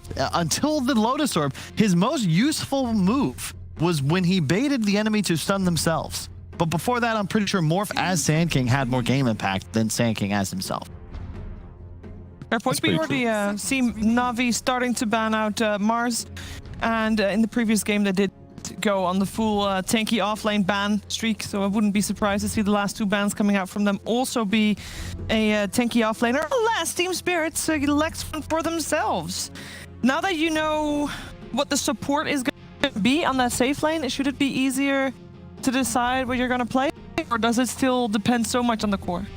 I'm just looking at Gun Purge. I was going to say Spirit might as well wait for their offlane pick because they already know what Navi is doing. So wait till you can force out a core matchup, then you get to respond with the perfect tanky offlane since Ursa is also banned by them. And so it honestly looks like TSpirit might even go for another anti-mage game because like you just see CM, Earthshaker, Enigma. They're pretty chill game for you. There's now even less pressure other than of course the Enigma lane, but you need to just have one good core to play into that lane. But yeah, this is I wouldn't be surprised if Spirit really lean on the confidence here, but I think Navi, they need to cover themselves, and they do with the PA, of course, very good against a potential anti-mage jumping. And the key thing is, Spirit, in that previous game, their supports were never touched in these big fights. They were always hiding back. Of course, when they crossed the river, the fights got a little bit more even, but they needed an answer to kill off the supports first. You have Shaker, you have PA, the supports do not get to play a comfortable game anymore. Oh, cat. Yeah, Troll looks nice. You got other options, but the concern is you don't necessarily want something that's very BKB heavy just because it's going to be dealt with quite effectively by the Enigma Black Hole. Could also do like Medusa here, for example. Your ultimate into Enigma, it also threatens his ability to properly Black Hole. But then if you waste it, you do just die to Black Hole. Just awkward. You put a lot of pressure on Collapse to be this hero that kind of just does everything for your team. I don't really know how to judge Medusa. I haven't seen it enough. With the exception of actually no, I don't want Medusa. Really? I saw Yatoro play that the other day. The key thing is Medusas that aren't threatened by jungle invade fare pretty well. Medusas playing into skirmishing lineups, they struggle. So when I see Earthshaker CM support duo and a PA who needs to farm, that alone kind of unlocks the pick in my mind. Or you just Viper. And you just stand in the Nether Toxin. Dire team ban. And then they get no passes. Okay, this is what we saw. Was it Secret do a couple times? I think VP did as well against both Coddle and Enigma, where you just get this ability to find the key target. And the Ag's BKB timing on Monkey renders you pretty much invulnerable, but your damage output is still pretty nuts. But also the other thing is the skill builder Monkey. Some players even forego getting Jingu and just go fully into Spring and your stun just to be able to clear out the waves. So potentially if it is in that carry role for the Monkey King, we're going to see him just really go for full farm, get your Ags, you happily buy like MKB and this True Strike, and then if PA ever jumps you, it's going to be Monkey plus clones versus 1 PA. Okay, how about this? We're listening. Last pick, Offlane Alchemist. Give the Ags to the Monkey King. Ooh, Ags will In this rare scenario, it works. This one does work. Yeah, this is a good game for it basically, because you're against what PA CM. They banned out Centaur because they're worried about like any offlane that just stands in a lane. So that means they don't feel strong in their dual lane. Yeah, it would be a perfect time for offlane to give the X. Sir Action Slacks is somewhere out there. He's watching, cheering.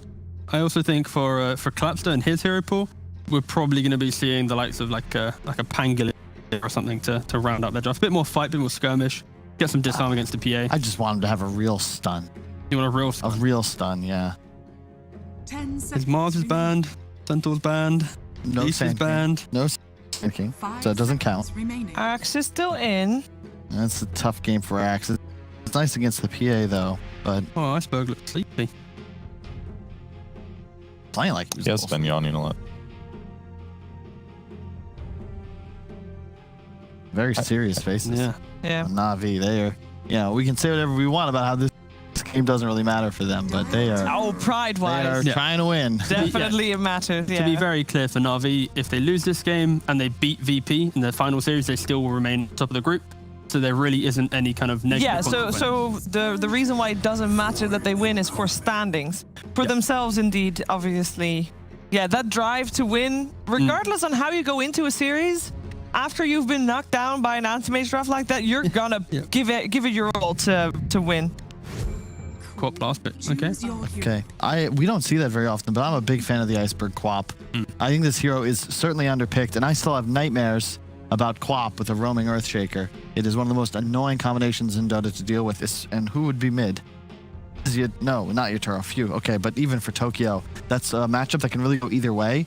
But if Quap baits out a drain and then there's a one good shaker rotation, it's just a dead DP, and that lane gets real hard real fast. Yeah, the key thing is the DP versus Quap lane. It's not as Quap favored before, just buy some more regional DP. But like you mentioned, it's that shaker effect that comes into play. You have the Enigma to unlock the shaker. Yep. The shaker plus Quap hurts the death profit. So I can see how it's a very strong pick. But the skirmishing from TSpirit, they've completely changed up their style, and that rhythm alone could offset Navi, coming into this game. Final thoughts on the draft, Purge? Yeah, I like the Quap because he's gonna be able to help recover and stabilize the side lanes with his rotations. So as long as he has a decent game, get some good side rotations off, it'll look good. But on the other side, Void Spirit with Eggs is really effective against Navi if you can hit backlines. So pretty close draft, I think. Oh, I like that. Both teams. You agree, Kyle? I think it can go either way. Iceberg is going to be the one who dictates. It's a typical Quap over-under, 2.5. Fewer deaths, probably a win. More than that, probably a loss. He's got a blink this time, so That's he can save Little himself. save, yeah. But no, yeah, I think these drafts are pretty close. It all comes down to how they kind of bring the most out of their mid lane and kind of decision making. Navi, they looked like they had kind of a good lock on that previous game, but then they kind of just let it go, and that alone Spirit capitalized. So both teams are clearly, playing pretty well, but Navi's the one that kind of threw the previous game. So they got to be more on the ball. Tighten that up, and they should be fine because they have the same type of pacing potentially. All right. Well, let's see if they can force out the third game of the series, or if TSpirit will take this one 2-0. We're going to head over to our commentary duo of Odie Pixel and Fog. Thank you very much, CVS Game 2. Let's find out how this one goes down. Of course, Spirit taking that first game. Well, coming into this second game, what do you make of the drafts? The panel seems to be that they've definitely been a bit safer after trying to call the draft after last game, saying it's a little close this time around. Would you agree, or do you actually see something you like a bit more here again? I just like that this one looks like it's going to be a lot more skirmish heavy. Anti-mage games, it's all about the AM, and he did end up making it work, which was phenomenal. But this one, at least we're going to have just like big battles going on. We're not going to be waiting for one hero to get online. Maybe just waiting for the PA for some small times. But yeah, it looks to be a very, very battle-heavy game for both sides. Yeah, and did you like the ending from both of the drafts? Getting collapses on the Void Spirit this game on the side lane, and for Navi finishing things off with the Ice Queen of Pain. Yeah, I actually like the Quap pick. It's not a hero that I like too much at all in the current meta, but I think our Shaker, just like Panel thing, I think it unlocks it. It actually makes the hero a lot easier to play, and you're all about snowballing. And the best thing to do to snowball a hero is to rotate for it, and Earthshaker is the perfect one for it. The Void Spirit, not sure. I was a little bit curious about that one. I wasn't sure what other heroes they actually had for collapse. I think like everything was banned, so I think this was just okay. This is one of the last ones that's actually remained. And they will have this Monkey King versus the Enigma matchup, and we've seen this one quite a bit of times. Usually they opt to actually skip the Jingu, like the panel was talking about. You just get your Boundless and your Tree Dance, you farm and Ags really fast. We actually saw one, I think, that 11 minutes as, battle. Nice, should be the first blood here, Mira, trying to get out with the Shadow Realm, but the body blocks there. She popping the Fairy Fire. An attempt to survive is not going to work, as Vichun will find himself that first blood. And he, okay. Okay. Skilling Shadow Realm hurts. I was gonna wonder. It almost felt like he knew that it would hurt because he did sort of hesitate in skilling it, but he still went ahead and ended up skilling it as we did so. And we'll see. Shocking. That's definitely going to slow down his lane impact. Yeah, I'm gonna quickly reconnect. I have triple sounds, and it is confusing me so much right now. All right, I think I did as well. I think it might be fixed. I think maybe the viewers did as well, but I think we're good now. Okay, I was just making sure it's not my settings. I was like, don't worry, it wasn't you. It was, we were, yeah, that was on. I thought maybe it was mine doing some weird stuff. I was like, oh god, this is making it really hard for me to know what the hell you're even saying to me. Probably Kyle. Lanes. Kyle, stop it. Anyway. Yeah, we'll see these lanes now come out, and it is the matchups that everyone wanted, so no like weird dodging coming out. I'm worried for Mira. He has Shadow Realm level 1, which is really pretty bad overall on the Crossbow. At least he uses it to his maximum, so he does get a courier snipe, but you're not able to actually apply pressure. Bramble is insane how much damage it does early on. It's actually just more than the Shadow Realm with each of the little axes. And I'm watching mid. I want to see see how Iceberg does in the matchup, because right now he hasn't really gotten help from the Earthshaker, and he's doing really, really great. I thought Death Prophet would come out ahead in this matchup now with all the buffs she's got. See this move from V-Tune. And, ooh! Not quite having it. And always want to fly. He might actually die for that attempt. As turning, trying to chase down the CM. He's got him. As both of the cores will end up getting a kill on the support. Getting kills as a PA lane always pretty nice. Both teams happy though with this, as we're seeing. How about mid? Iceberg is doing an excellent job, and like we said, it's pre-rotation from Roger, so that's going to be the most important thing to watch for Tokyo.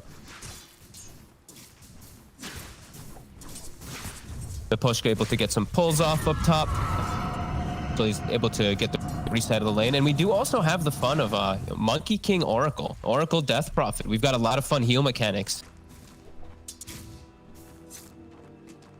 I mean, we saw as well, you know, TSpirit as a team. Miposhka, if he can get the Oracle, he pretty much takes it every time. Yep. Just works in so many different scenarios. And you're right, yeah, this probably is one of the better games that we're going to see it, having those two very appealing cores that are enabled massively, regardless of whatever Navi's throwing at them in the fight, if Miposhka's in.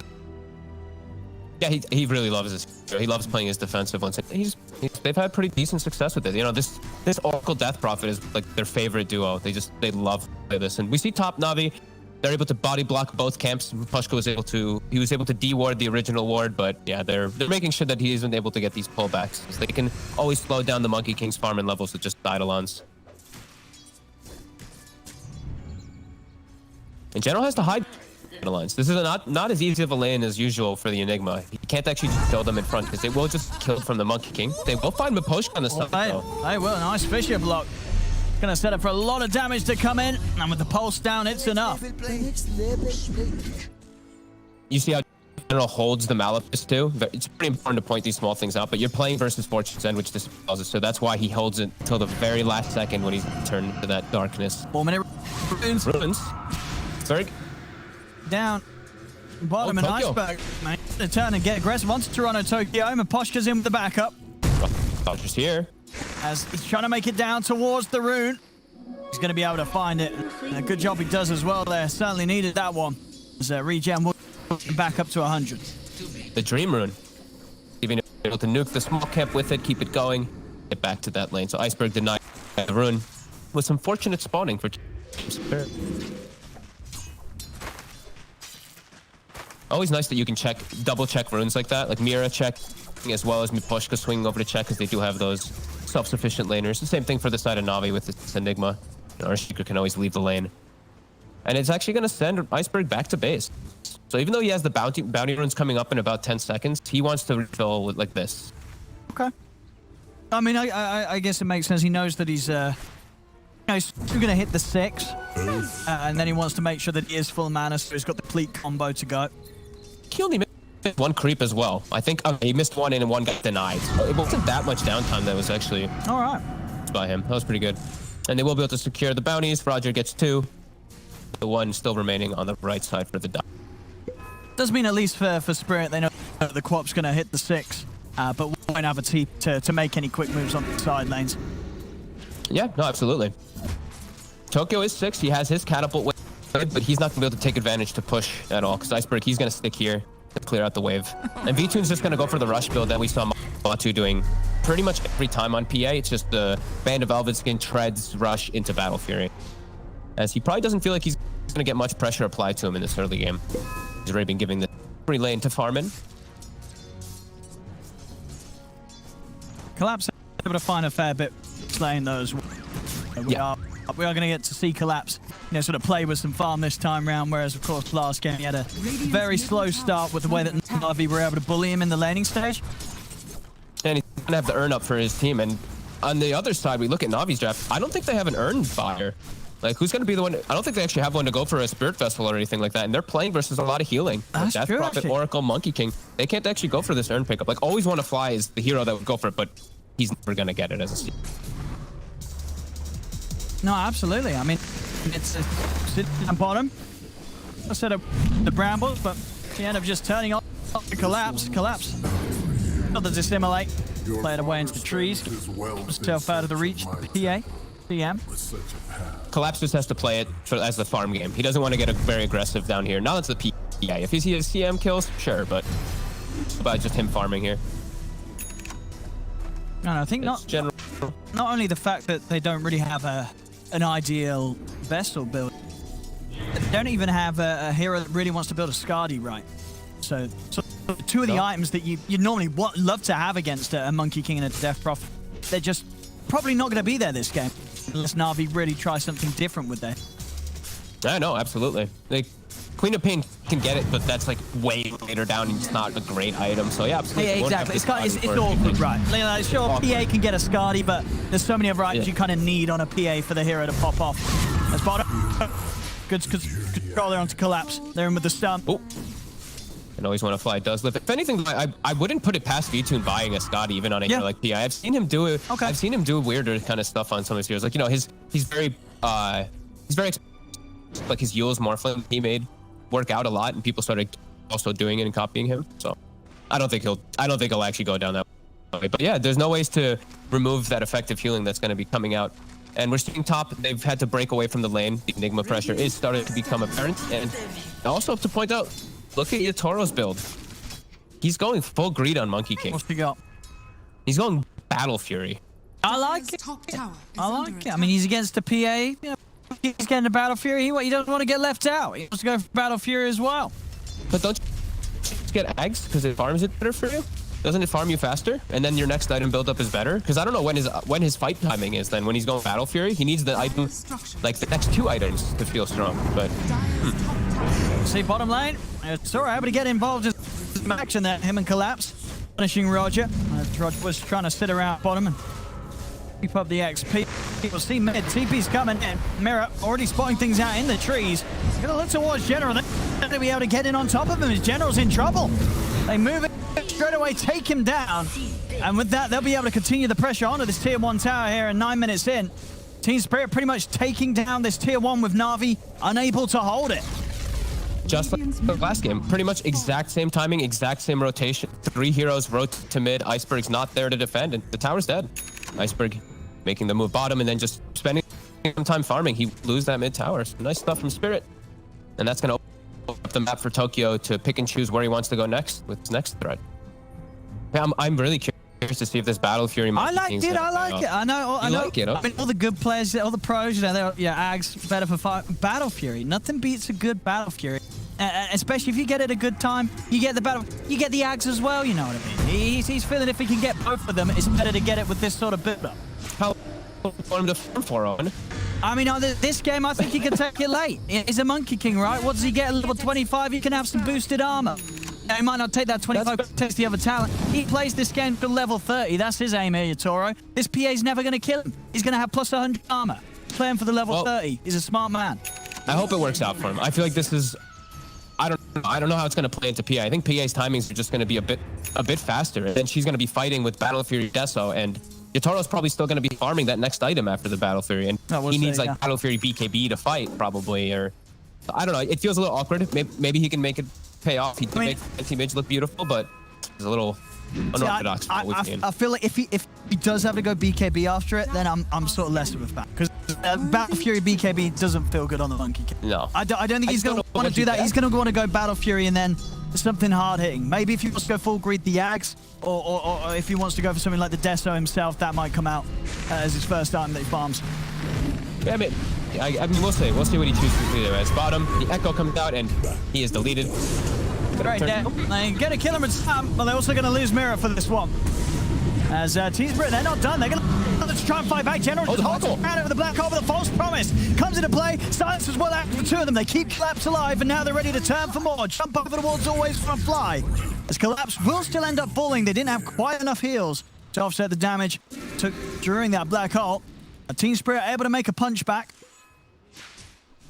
I like that they wing everyone down here. They know that PA needs time to build a farm. Their Monkey King died, so they just bring the action to Death Prophet. And they're all about fighting, and Exorcism's going to come back up. So perhaps they can actually continue and get a tower as well.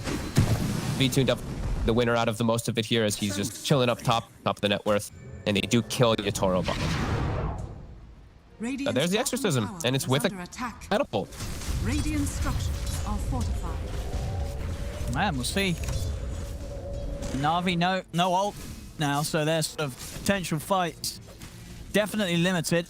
Probably going to get away with this tier 1 for free down bottom. Yeah, they've got to play to farm for the next few moments. Kind of on both sides. Spirit, they can still look to make moves because they have the Void Spirit, so he can get aggressive and find pickups. Navi's a little bit harder.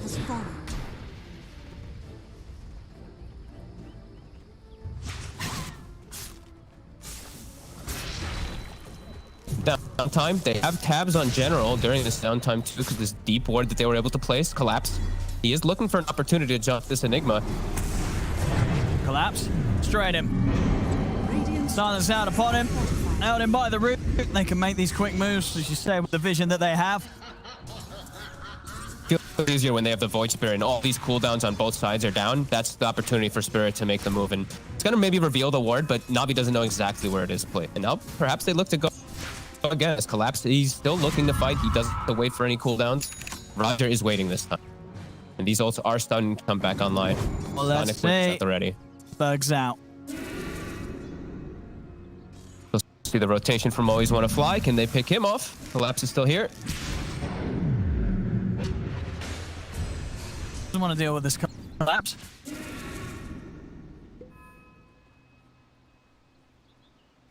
Yeah, they're just really trying to punish the fact that the ults were down. But now, yeah, Sonic Wave is back up at the ready. Iceberg is close to his Orchid. It's that far forward. They do see Roger farming, though, for a second. Swing onto him quick enough. Aggressive behind this tier 2. Yeah, they've got to be cautious. Collapse. They'll find a chance to jump in onto Always Want to Fly. Has he got quite enough burst, though? He has. Always Want to Fly taken out. False Promise coming out very early here, but just to make sure that they can get Collapse back to full HP with these heals being doubled. Has been killed. Dire's middle tower is under That will be the Orchid done for Icebergs. Now he's going to have this really strong window to be able to kill pretty much anyone on the map, except for Toronto Tokyo, who has the heals to protect himself. There's a big window here for Iceberg to get super aggressive and play around with Roger. Fissure plus an Orchid, they'll easily be able to kill heroes. Still seeing Team Spirit look to be set up around bottom. Exorcisms back at the ready. They have the lane forcing in already as well. Could look to potentially pressure tier 2 a bit.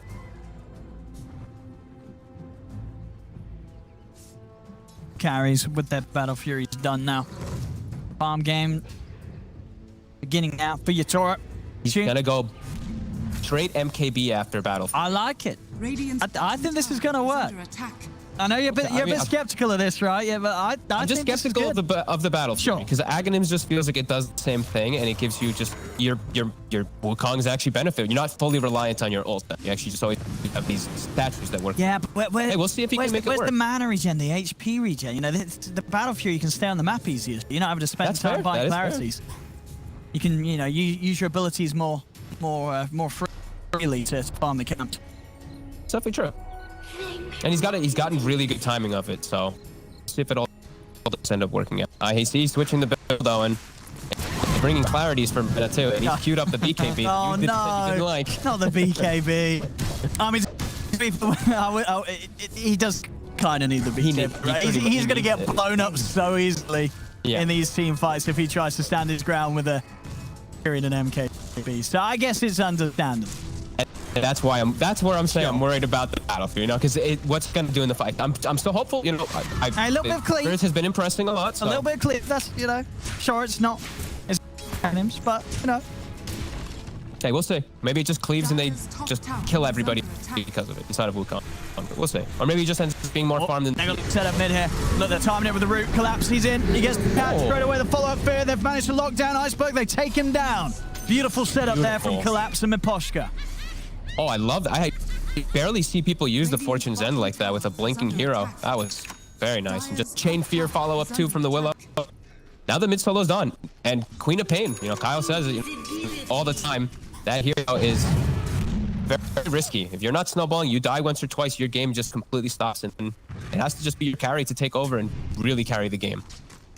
You don't contribute a whole lot if you do start falling too behind on co-op. Mid collapse.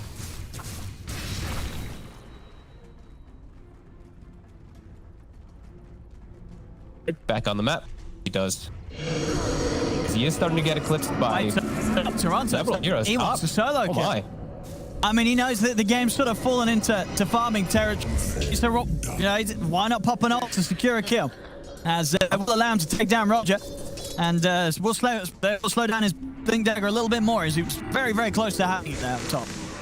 Sounds good to me. Yep. There's no tier 1s really to take that you can actually walk up to. Tier 2s are still too tough anyway, so you're able to get that nice kill. Now it's up to Navi to punish that. Punish the fact that Exorcism is to just kill a 4 position. Oh no! God. Oh dear! Oh dear. Oh dear! Oh dear! I got it. Still gets the kill, but I mean, if you don't need to hit it, why hit it? You know, that's the logic we're seeing here. If you don't need to hit it, why? You don't need to hit it. Iceberg is having a bit of a rough series. You know, that last game too, a lot of deaths. Now just whiffing the Sonic Wave completely. Oh, that's not very nice there. I like that. Well, you know, they get the job. They always want to fly take the kill. You know, he's not letting Iceberg have it after he misses the Sonic Wave. He's like, well, that's smart. And now it's, you know, Exorcism was used to kill an Earthshaker up top, and now Sonic Wave was whiffed, but it did get a kill. Radiant's bottom tower is under How's your attack. Toro? General, he's actually found Yatoro. Oh, can he go For this? He can. He might be able to. I mean, he's got it. Oh my god. All right. Okay, one position player just gets killed by the offlaner. All right. So that's the other thing that Ags provides you is stats. Oh, okay, come on, Agze's having in there. I'm just kidding. I had to get there. No, one of the reasons why I do like Battle Fury this game is, you know, for the Monkey King, I feel like you see the Enigma, Eidolons, Necro, but, you know, with the Battle Fury, you can farm those a lot easier than you could if you had an Ags. But maybe that's not something simple. Well, that's definitely one of them. Well, that's how Battle Fury timing. The PA's inventory looks prettier to me than the Monkey King's inventory. Feels like he can play around that too, and he's going to be able to scale really hard. And this Monkey King, he's not going to be able to address, sure, his Wukong's going to be able to address his low armor values, but when he doesn't have Wukongs, now VTune is just going to be able to jump from target to target and just eviscerate them quite easily, as they're all squishy. It's not really any tanky heroes on the side of TeamSpirit. Tokyo didn't even go the Witchblade this game, so he's also quite vulnerable to but he does have BKB, so he is still looking good. Is the Monkey King going to be able to get involved into the fight? Dire are scanning. They can find Dire's top tower is under an attack. Aegis PA. Might not be the best bet. As they're blowing the silence in the Remnant, it's not going to catch anyone here. Predicting that they would be there. And Toronto Tokyo is hit. Tokyo's hit. BKB's popped as well as the Ghosts are out. They'll look towards always want to finish. He's going to TP out. He's not going to make it though. Step finishes him off over to the side. Yatoro's got the Wukong command down. Boundless Strike follows straight down onto General as General's caught inside the ult. The Sonic Wave will push them back. It's enough burst to take down Mirror, but the rest of Spirit remain alive. Taken down 2. They only lose the 1. Roger's looking. They still have that ward of the high ground. Roger's looking for an opportunity. Oh, he is. See Yatoro for a He second? certainly is. He was very close to getting a 4-man echo there too. He was just a little lag. They know he's on this tree. The tree! Oh, they've got it.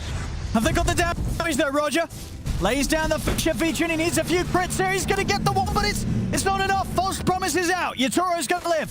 He's away. Maposhka keeping his carry alive.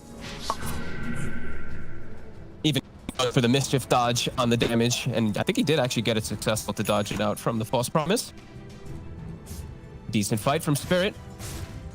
VTune is able to keep that Aegis together though. And now it is Exorcism on cooldown, and Navi, they're going to look to punch back themselves. They still have their ults, they still have Echo. They don't have Sonic, but they've got the rest. Tokyo, he did show himself pretty deep at the bottom. And he doesn't have a TP. The BKB might be enough though with the movement speed he has as he runs away back over to mid. Iceberg. Whoop. Oh, Is he going to be all right here?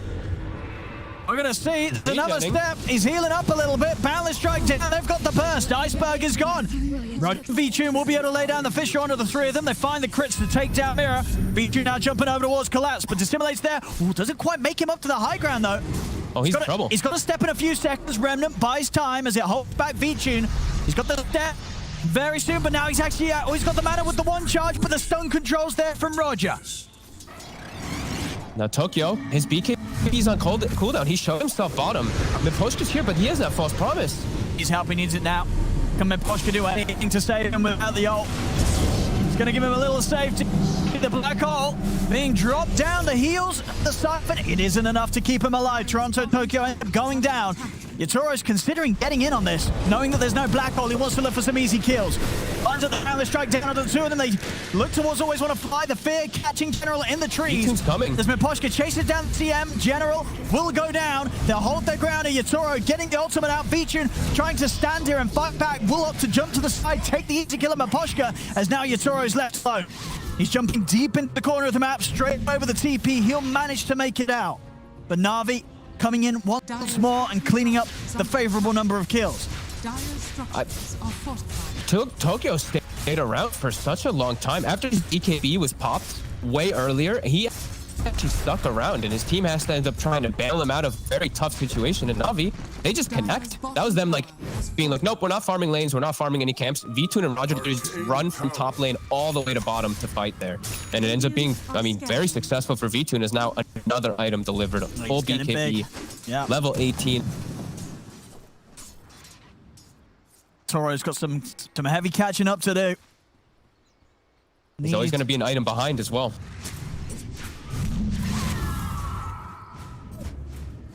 Maybe they can catch him around the Aegis timing. 40 seconds until it will go down. Perhaps TeamSpirit can set up for something like that. But I see Navi, they're already swinging away. Over. Roger still hasn't purchased the shard. He said he's just got the gold upper for it if he's like to go for it. Sure, it's got it nerfed, but it's still quite strong with the fissure reduction. Tokyo in position to break the smoke. Oh. They're going to jump straight in on him. BKB comes out, Icebergs, going to knock Yatoro to the side with the Sonic Wave. They jump in, the crits are coming out. Yatoro's got to pop his own BKB to get out of it. In the river, always want to fly, ends up falling to the ghost of Toronto Tokyo. Tokyo's dying. He's still looking for a way to get in on this.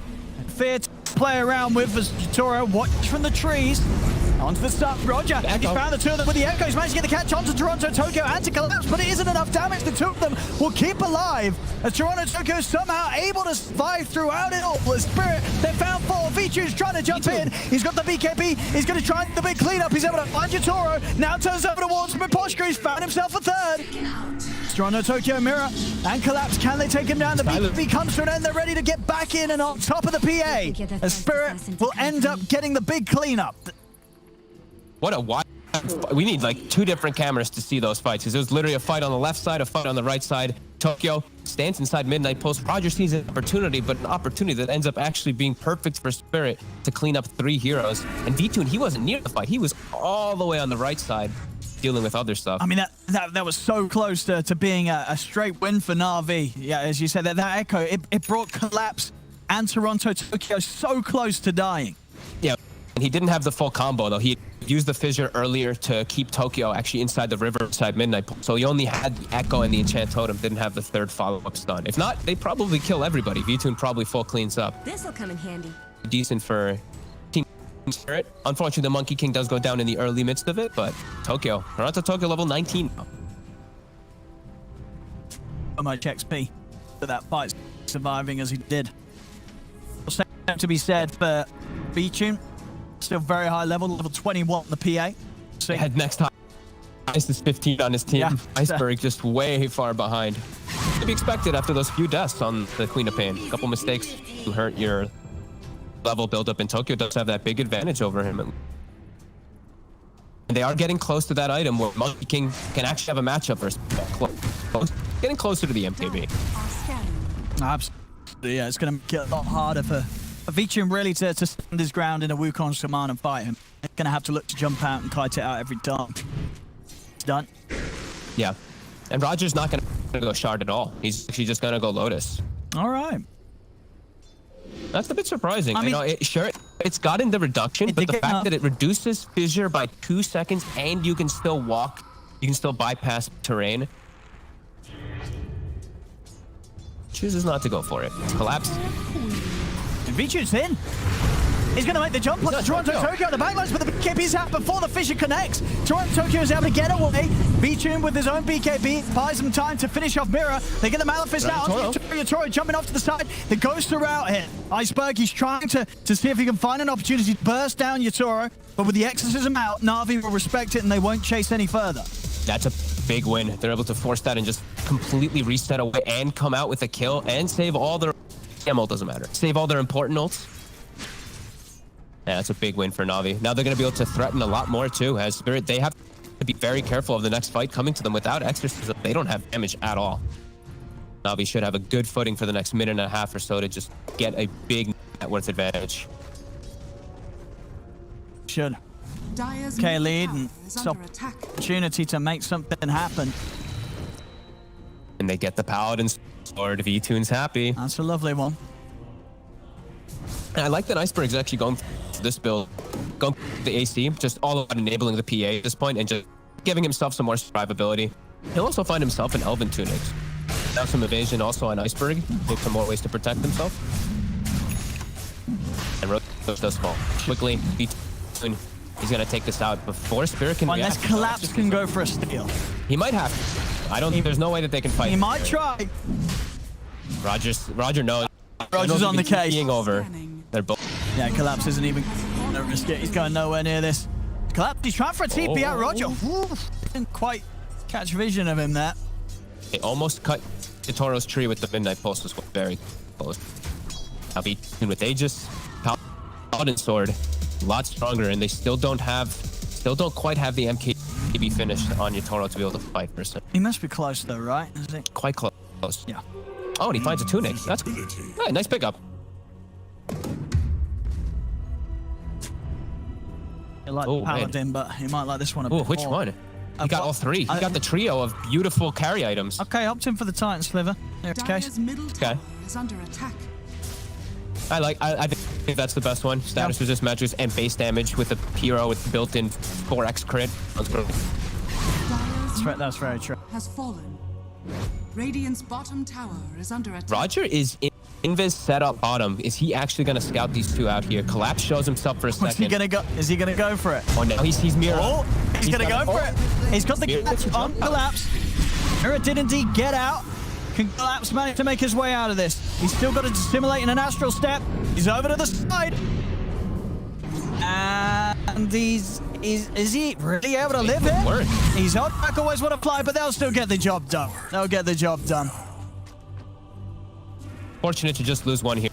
There, a clutch blink out as I think Mira felt that they were trapped for a second. He's like, oh god, someone's standing. Roger on the prowl. We see these aggressive wards by Navi too, just limiting the movements from Spirit to get outside their base. If they do get out, you see Navi immediately just start moving toward them. The MKB is done, but it's taking some time to get there as they've already lost quite a bit of map control. 8,000 gold advantage for Navi off of them. Right now on this PA. Yeah. 23. And they're building to enable V-Tune. I'm seeing you Solar Crest on Enigma, AC on it's all about V-Tune, just make him that much stronger as Mira. Looking pretty dead here.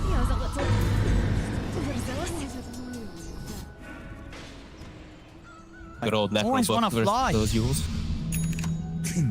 Yeah. Deep. Yeah. They see him. I mean, it's daytime. All right, well, they're going to maybe expect some more vision around there. As V-Tune's going to walk in. Up. He knows how strong he is. Miposhka. Miposhka's so squishy too. Oh, food. All he needs is vision now at this point to kill pretty much anyone on the side of Team Spirit. And he's about to hit level 25. Miposhka. Straight away. They're even setting up for bottom. They're actually knowing that Yatoro is going for this. General goes to cut the tree, tries to predict, won't find him. And now top. Iceberg is a little bit alone. Can't take advantage. And V-Tune about to hit 25. Solar Crest is done. AC is done. Everything's come together for now. Now you look for these fights. Spirit, it's not going to be easy. So we have what? So 19 armor on the Monkey King. If he gets hit by all the negatives, it's not gonna be easy for him. He's gonna But if be. he gets his ult off, how much is he getting? Plus 24. It'll counteract the negative. That's a at the lot. very You least. know, that's what 24 armor is a lot. And he does have built-in evasion. He does have Elven Tunic. It doesn't feel like it's going to be very easy for them at all, though. They have to get some clutch false promise. They have to follow the back lines. They can't let Roger just get his spells off at all. Fights just look so much easier for Navi to pretty much do anything. Is now triple dagger and a nullifier on V2. How long left on the... About a minute left. Bit of a spooky fight for TSpirit. The daggers. Ooh. Now, Roger, he's actually jumping. They're fully committing onto Toronto Tokyo. They've got the black on, they've got the controls. Straight away, they make the jump onto Yatoro. The Monkey Kid's gone, and now Feature's ready to clean him up. He's into the base. The buyback comes out from Apotka. And Mirrors, they try and turn this around, try and stay collapse. Toronto Tokyo is being kept alive. They bring down Feature the once. They're taking down General. Can they take Vision down a second time? Silence is there off the back of the respawn. The fear to follow up, locking down on the two of them. Trying to keep him safe, keep him covered, but the magical burst is too much. They take down Vision. They head over to Roger. They're going to be able to run down the Shaker as well. As Spirit, with a couple of buybacks, they'll be able to send Navi right back to their base. BKB used pre-Aegis as soon as he respawns. Toronto Tokyo still up. They've got the control, got the silence. They're easily able to bring him down, and maybe Roger getting a little bit too ambitious. Jumping gun, they're jumping on the high ground. They get the Monkey King. Sure, TSpirit uses two buybacks, well worth it. And just the two support buybacks as well. Top lane. Yeah. And will be a dieback here from Aposh. Collapse can punish this though. He's got the remnants set up. Iceberg. He can.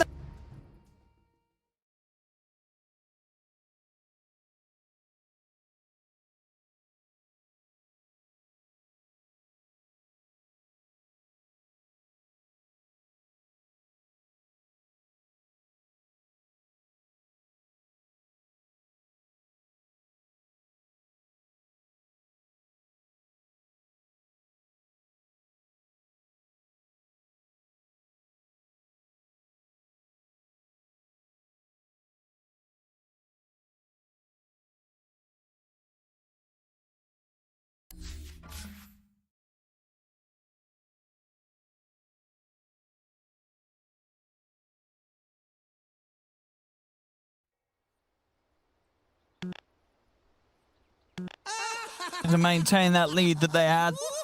Navi, they failed that high ground attempt. A bit of a concern as Navi will be more cautious about how they jump the base as they were. Obviously feeling strong with the lead that they think they had that moment and the Aegis.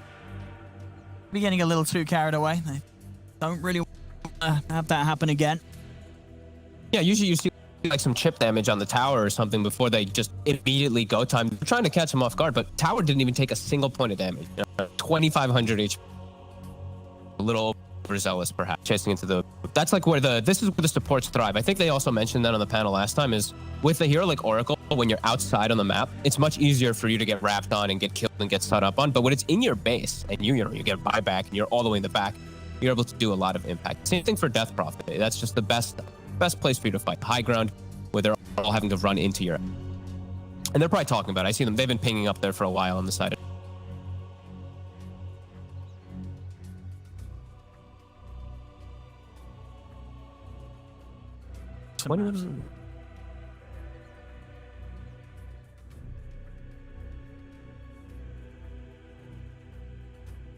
The next label play. Variant. Variant. What if he's next? Wait, we didn't include all the important stuff. What if he's next to a tower? Tower protection adds armor too. Come on. Have to be made. How do you like this next pick up too? I feel like Yatoro needs a much bigger item. He has the S and Y. I mean, there's a lot of stun, right? There's a lot of disable, but no, I kind of agree. I think the S and Y's at. There we go. Like if he gets black hole, hold, it doesn't help you. Status resist isn't gonna go out. So. Yeah, but sure, but then there's not any item. I don't know what he gets. Yeah, I don't really know what he gets. His inventory is just a little... I'll be honest though, and it looks a little awkward because of the Battle Fury, but...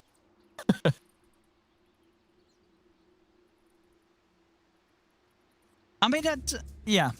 We'll see. We'll see. I'll be interested to see what he takes at 25, because you know, as cool as the plus 200 armor sounds, it's you pretty much never see Monkey Kings.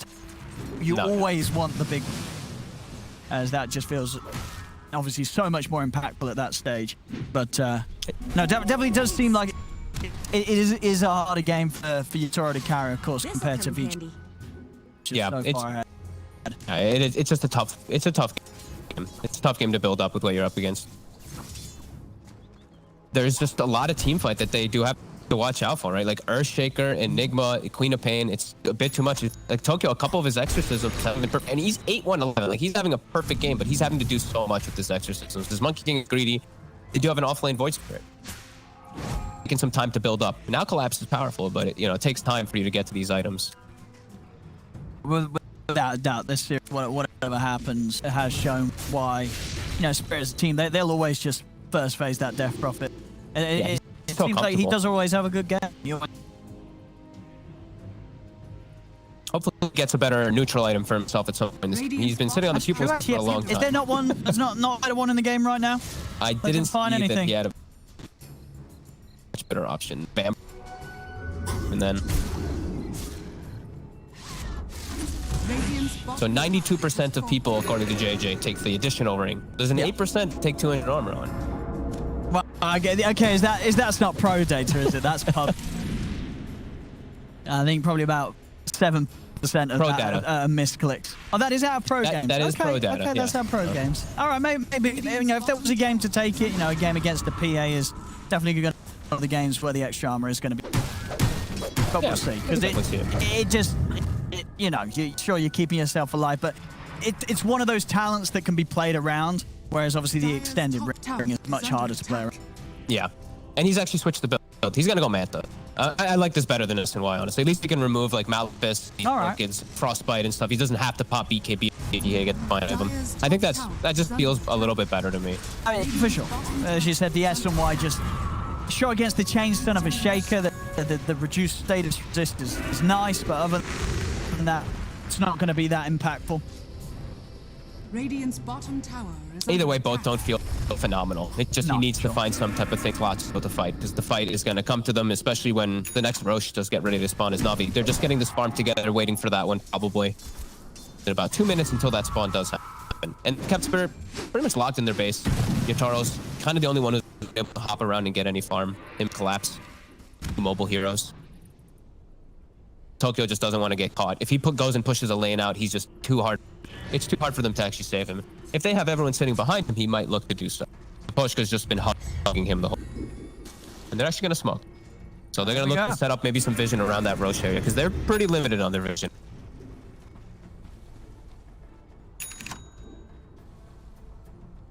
Get Iceberg. And they get the jump on him. No, quite. He saw it. Dire are scanning. All TP back to base, being very safe on the side of Navi.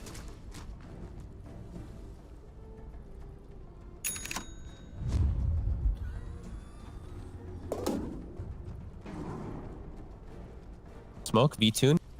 Blurred up in the front lines with the book. They see Tokyo for a quick second. He nukes the wave. Time here for... Alright. Penta Edge. Oh, nice. Let's see what else they can find. They do have a couple more items they could get. Maybe a better one for Tokyo right now.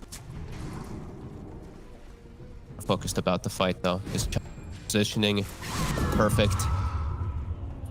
Courier scouting the Roche. Ninja gear for Navi. So probably they can give that to Roger if he'd like it. I hold it for now.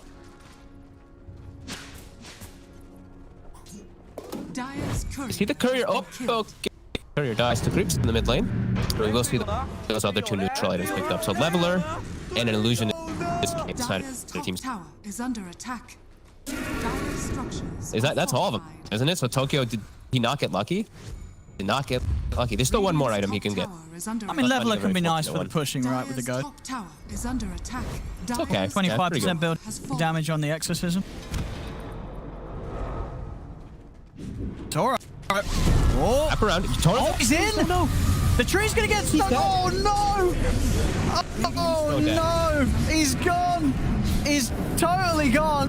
They're gonna let them try and fight back. They'll get General. Maybe Toronto Tokyo can do it without his Monkey King. As he's gonna find a second, and it looks like he's doing it. Good. They're gonna be able to get the catch on V-Tune. Maybe it's not no at all there for TSpirit. They've got the lockdown. They send it back with a fear. Fisher comes out from Roger. They've got the chain control. They jump in onto V-Tune. He's caught in the bramble maze. Back by the Remnant. Are they going to be able to burst him? They are. V-Tune's down. Iceberg's got to jump away. As Toronto Tokyo, he's just carrying this. He doesn't need no carry. He's doing it all by himself here. Backed up by the rest of the boys. He doesn't need the Monkey King. As TSpirit take an incredible fight off the back of what's going to be one of the worst beginnings. Yet you carry jumping in, instantly dying. It didn't matter. TSpirit come out massively on top of that team fight. These three just did so much together. The Void Spirit, the Willow, and the Death Prophet. Look at their damage. Look at the spell cast, too. Like 4 different sets of spells from the Void Spirit. Several different links and just Exorcism running ham. Beautiful stuff from Tokyo.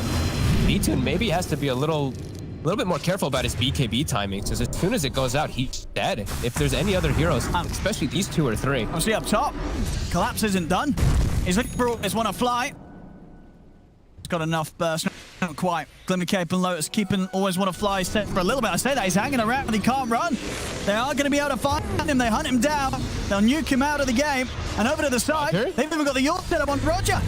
Roger, he's in trouble. They're going to be able to dive him underneath the tier 1 right onto this. They're going to be able to find Roger as well. Oh my god. As they are closing down the lead that Navi had pretty much completely. Less than 1k gold in it. And Roche is, and it's the third one. It's the Aghanims. And it's the Aghanims for the Monkey King. Oh my goodness. If they get this, they actually can win the game now. They absolutely can. Navi's lost the lead completely. We saw Dota Plus. Dota Plus was giving this up to a 90% at one point. That's all gone down the drain now. Tokyo is just playing like an absolute beast. These 3, the 2 new heroes, Void Spirit, the relatively new Willow, and this Death Prophet, just wild, carrying the fight so hard. And yeah, no, 3 Aghanim's blessings for your Monkey King. So okay, it's a good thing that he didn't buy it. And that's why he didn't. You're not finding a Battle Fury from Roshan, are you? Yeah, you're right. You know. Look at him go. Wow. And now look, boom, look at his net worth. He's up there level with V-Tune because of that Ags pickup in that last fight. And that was a fight with him dying at the start. It didn't matter. He's ready to carry you, Tora.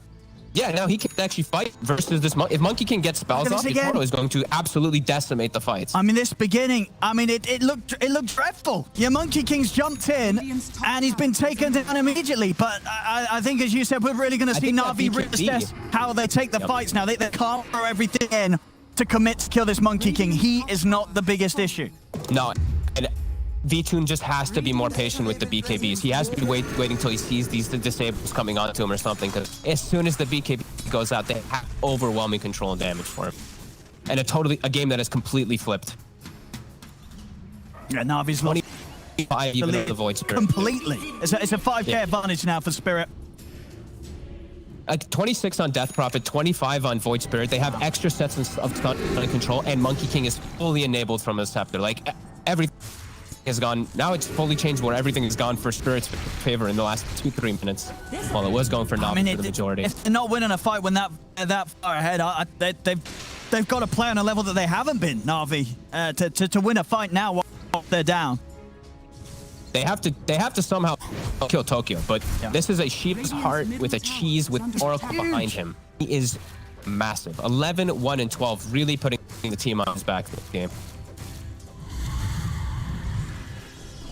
On V-Tune, he's having to go that route again, of course. Divine Rapier. But we saw how that worked out last time, unfortunately, in game 1 for him. Gets the Rapier, instantly loses.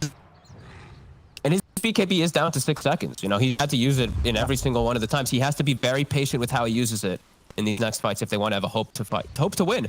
As at this disadvantage, seems pretty difficult. Tokyo is isolated though, and he does not have the Aegis. He has the cheese, and they changed on him. Let's see. They're going to try and blow him up. They've got the setup, the Hex. They're looking for Maposhka in the backlines. V-Tune able to take away any sort of backup. The Toronto Tokyo can get. They're throwing everything down on this Death Prophet to lock him out of the game, and they'll be able to do so. Get the big kill. Toronto So Tokyo taken out of action for 90 seconds. Has got buyback available. Navi might be able to push it out of him. Cape up. Dire's middle tower is under They did have to use Echo, but they still got the rest all available on the side of Navi. Monkey King is very threatening. Like Yotaro, if he sees an opportunity, he could do some decent damage. They want to just try to hold on. They don't want to waste a buyback for no reason. Really want to try and stop. Yeah, without using that. Oh, they're in the trees. Toro's got to be careful. Rax again in Temcom. They've got the fortification. Collapse. He's going to try and get with the jump on Iceberg. Save with the Lotus Orb. And the Glimmer. Iceberg's going to be able to continue taking down the barracks here. Back in the game, Collapse, he jumps in again, forces out the BKB from Iceberg, but they turn. They've got a Hex onto Collapse. Is there any save in time? Aposhka's heading over. They'll be able to keep it safe, and now they'll turn for kills. Vichun jumped it over to Mirror, gets the bash straight away. As the Dark Ruler will fall. The Spirit down for 2 minutes, but they're buying time, of course. Spirit trying to protect that buyback from Toronto Tokyo. Only 30 seconds to go before he's back.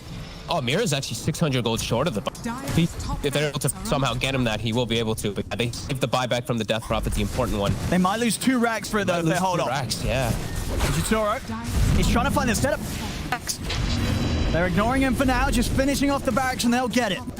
If he play it safe, they take 2 full sets of racks. Whilst the Death Prophet is down, as we see Spirit just opting to protect that buyback and let those racks fall. Dire are scanning. They got to hit hard here now, though. 48 seconds. They still have Aegis. Might not be able to do so with this Aegis, but if they can actually take the fight, they have to just go for it. They can't have Tokyo isolated either. They can't pretty much have anyone alone. They have to play buddy system. Somebody's sitting behind them. Their ED spawn bottom. B-Tune can get his hands on that. He sees it now, too. General spots it.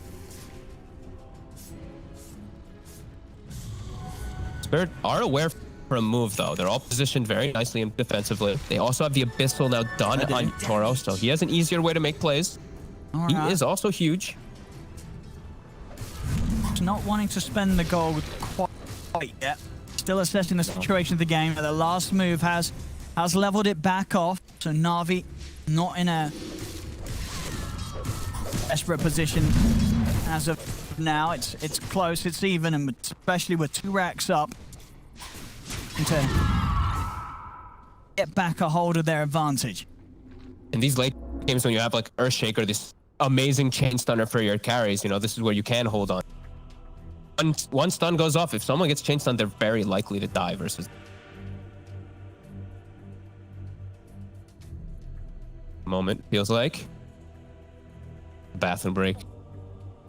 And Iceberg looks unbelievably stressed out in his camera every time I'm glancing. Close game. And especially for Navi after game, they are not the sort of squad that rolled over. The way how this game ends, it's stomp. Great back and forth, but losing 2-0, it's not going to feel acceptable, we'd imagine, for Navi as pulled out so far here in the league. It may just happen because Spirit's performance in the game 1 into was brilliant fights, showing the potential to perhaps close up this series too. And perhaps showing the potential for other teams to look, maybe just ban out the Death Prophet or the Oracle, something like that. One of these so areas, good, yeah. and so he's so comfortable on it. Like both games, he's really done leaps and bounds of work and space for his team. Last game, yeah. Yeah. And this game, 11-2 and 12. It's another brilliant game from Toronto Tokyo. He's really only had the one mistake. Now he's showing himself up top. Roger is thinking about going for the chain stun, but won't be able to. Too deep.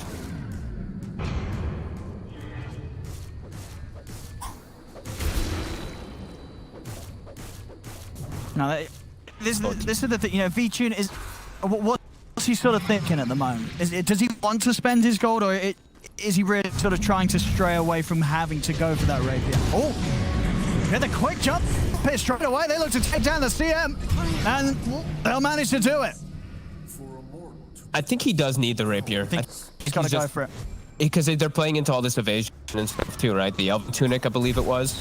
So that's just a little bit of an annoyance, and it's just the best item on people. Later, stages, but just wants to save to have buyback just in case anything before he does commit. As the next rush will probably dictate everything. Navi already has good vision around the area there. Spirit definitely want to look to get some around there. And oh, my first Wind Waker I'm going to get to cast in a pro Dota game. There we go. I mean, he was trying to build last game. I guess it's just what a great item to save your cores, your big ones, Toronto, Tokyo, Toro, from being caught or jumped into a black hole or a shaker combo. Just break them out of it. Yeah. You can use it on BKB teammates too, so you can save them from like pretty much anything if they do get caught out. A lot of other items you can't use when teammates are BKB'd. This item you can. So. Yeah, it can also be used to, even sort of buy time right for your Toro. If he gets the Wukongs out there focusing him, get him a bit of time, a bit of invulnerability, send him up in the air, so really can't deal with him and try and kill him off during his ult. It can also just let people like reposition themselves too out of like weird scenarios because you can move during it while you're also being saved. So there's some really cool plays that you can. The most expensive item in Dota for me.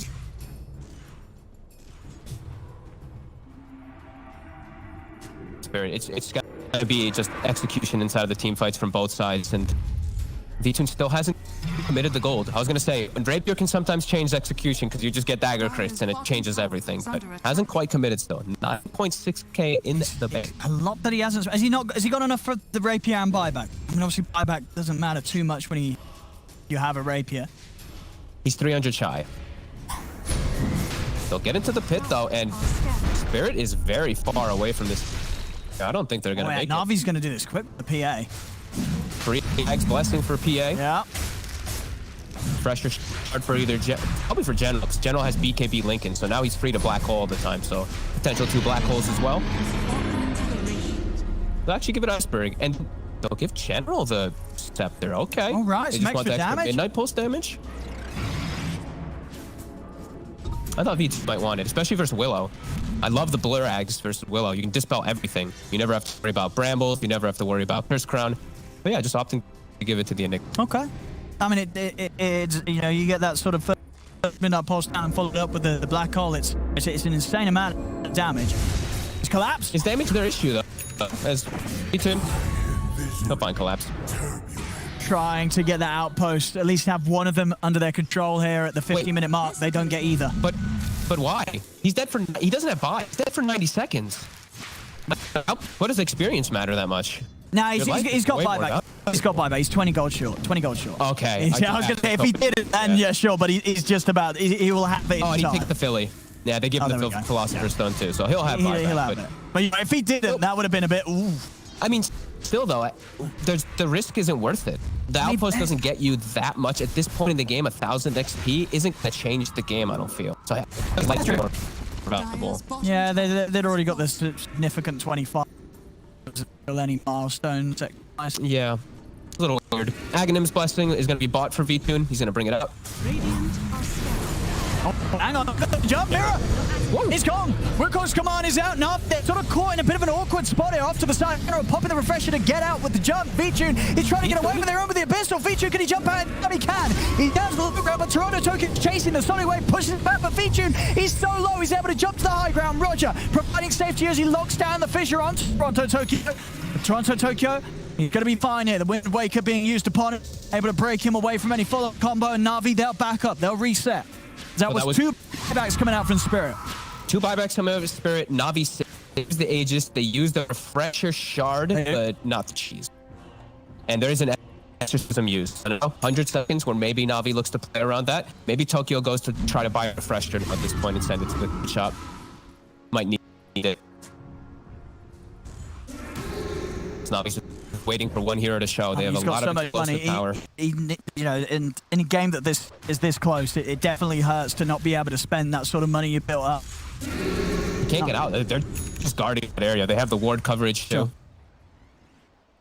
And even General forcing in top lane too. He's hit level 25, so he's got the +5 summons, plus the 50 damage on Eidolons. So top, he's gonna get forced in from Eidolons as they pressure bottom too on Navi. There's a lot of pressure. Your total shows top, immediately V2, and he walks in. He sees that. It's a moment hit.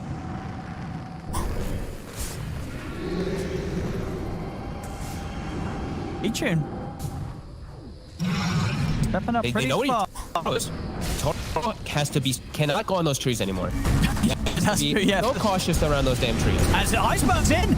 They're jumping. Iceberg straight in. He's going for the backlines. He's looking for the Oracle. He's able to get the Hex off. Pushes Yatoro back with a Sonic Wave. But Yatoro, he got the Wukong's command down. The Fear comes down. They've got the Black Hawk control. But Miposhka's in with a false promise. Keeps Yatoro safe. Navi's got to get out of it. And Fisher comes out featuring, trying to get back in onto Yatoro, but he can't finish off the Monkey King. As Yatoro, he'll live. And now Spirit will continue to chase the rest of Navi straight out of the base. As always want to fly, he won't be able to flicker away. As the CM falls, Navi push back as they go for a very aggressive move there. Iceberg trying to jump in, disable Miposhka on the backlines while separating the Monkey King from the save of the Oracle. But as we saw, able to get that Wukong's command out, having that extra armor, that extra ability to survive and buy time from Miposhka to get out of the Hex, close back in and provide that save. I actually want to see a quick clip of the end of it there. I didn't see if he was survived. I think he might have mischief dodged the damage after the fall promise. He may have survived anyway, but I think he might have. I was trying to watch his HP to see if it changed. It was still have been a lot of damage done right, especially with the Ags Enigma, because there was a black hole there for a good few moments. Yeah, he was taking a lot of pure, but I'm pretty sure he dodged at the very end there. We're going to see, it's going to take a little bit of time throughout the fight, but he is getting that lifesteal built up. He's got the false promise soon. There it is. And we'll see, I feel like he should be dying. He gets the Wind Waker's fair bit of damage. He was in those midnight pulses. Like, he looks pretty dead. And then watch his HP. Look, ready? Boom, he mischiefs. I'm pretty sure he mischief dodged the false promise. And now back into they're pushing. Oh, collapse! He's trying to come in with the defense, but Iceberg's playing on the aggressive. He's been silenced by Iceberg. He's trying to commit for this pop in the BKB. He wants to try and finish off the racks, but with these multiple TPs coming in, he's got to get out of here. They've got the Yule set up. They're going to be able to catch him straight back into the remnant. He's going to pop the refresher in an attempt to get away, but he's not going to be able to get anything else off. As Iceberg's gone, he dies in his attempt there to claim the Megas, but the Megas won't be coming out. The melee racks are kept alive by Spirit. Navi's definitely feeling the pressure here of these fights, just trying to really get that at least constant pressure to come out. Spirit can defend versus Meg is the thing, but Navi just wants to have that extra element. This game is getting a little concerning, getting a little bit crazy. Wow.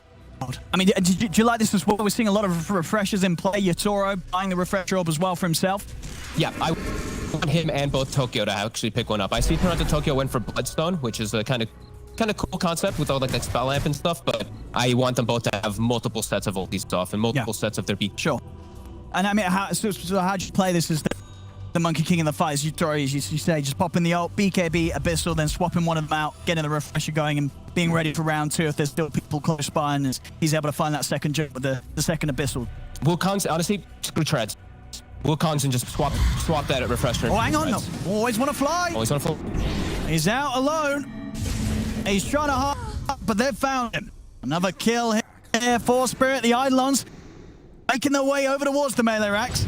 But collapses. He's on track of this. Go. They're so speedy. He leads them very far to the side of the map at the very least. Wheel comes out from both sides.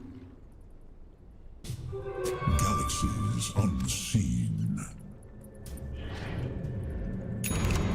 Navi still with a 12k lead. Spirit holding onto the base very impressively. Again, huge amounts of money building up on V-Tune. See if he now feels that it is time to hand that money in, pick up that rapier. We're getting close to 30s as well. That's what I'm clicking over for. 30s and Aghanim Scepter / blessings for everyone in shards and whatnot. As we also have 3.5 minutes until yeah, fun items. We are. Now, any busted items this game? What are they dreaming of? I Machina is like my favorite 5 now. I'm pretty. There's not really a good giant string here. I think I like Ex Machina. Okay. 25 armor versus PA or Monkey King. Like this armor is insane. If Death Prophet is able to get that, that'll be really huge for Tokyo. He's been hanging on to just the pass me downs. Whatever was left over. I got a good item for the Death Prophet just yet. Say 3 minutes until that does build up. I think Navi still does have map control. Could be a game as well where something like CIS Stone is going to be a bit of a game changer for Miposhka. If he's able to get that false promise off from a distance where Iceberg can't get the jump on him. That's true.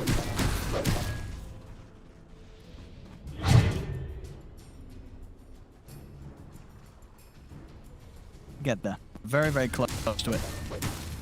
7.5 minutes in. Roach in 8 seconds. It's a very, it's one of the fastest spawns you can possibly have. Navi, they've got good ward coverage. Spirit hasn't gotten time to swing over. They only have ward coverage bottom. I mean, that's the thing. In this sort of position for Spirit, do you risk coming out and taking a fight against Navi around the Roche pit, or do you wait for the base? You probably just have to wait for the base, unfortunately. It dies so fast, and then you're walking into Enigma with your positioning heroes, right? Like Monkey King, Death Prophet, Oracle, they have to have perfect positioning. So just give this one away. Look to fight on your own terms. All right, who's getting the axe this time? Iceberg. He's like the only one left. Feels like it's a call. Don't leave the cheese. Still a cheese. Good job. Into the refresher shard. There's Enigma again. Yeah, he's almost got his own refresher too. Yes. So there's a lot of different. There's so much team fight that Navi has potential for if they're able to get their spells off. Do we have any 30s kicking off yet? Is V-Tune there yet? He's close. Not yet. Very close. Him and Yotaro are the two that I'm watching for 30. If Yotaro gets 30, that could also just win Spirit team fights. Because 200 armor is pretty insane. Committed the gold yet on V-Tune? Nice. Checking all these couriers flying over. See Iceberg picking up a moon shaft for V-Tune there as well. The Eidolons are in the base. They know that Team Spirit's outside because of that. And they just got vision of Miposhka inside the base. Spirit, they do have this ward on the high ground. Spooky. Trying to make a play with it. It's very spooky.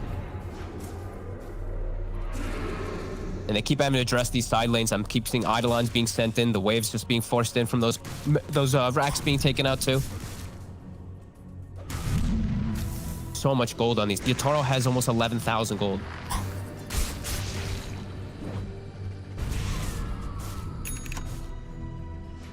He's going to be able to get that Scard he picked up. Oh, but the courier's been found! Roger, able to find Yotoro's courier there on the way back. So no Scardy for him. He didn't really have much inventory for it anyway. Oh, that's true. I guess a lot, but anyway, it's didn't have the space. Kill on it. He could maybe replace Manta. And, okay, there we go. 30 on PA. So he does hit it first before anyone on the side of Spirit. So he's got a good power peak. Ooh, General, a little spook there. And there we go. Neutral items. Book of Shadows. First one. Iceberg grabs it. That's pretty good. That's the one where you can save a teammate, right? Basically, sort of like I haven't seen this one. It's like a pseudo false promise. I mean, it's not nearly as good, but it gets you. You can do clutch things to save your teammates. Yeah, absolutely. It gives you some night vision extra too. This definitely has some crazy potential in it. You're able to actually use it properly in the midst of hectic, chaotic team fights where you have a lot of other stuff to focus on. He just used it on his teammate. I think they just were testing out what it did. They give the Seer Stone over to Iceberg. Yeah, it's essentially a targeted shadow realm. Yeah. That's how it functions. And they get the Fallen Sky on Roger, as on the side of Spirit, they can't quite get out there to farm neutrals. We see Collapse, he's trying. It's on a journey to find these items first.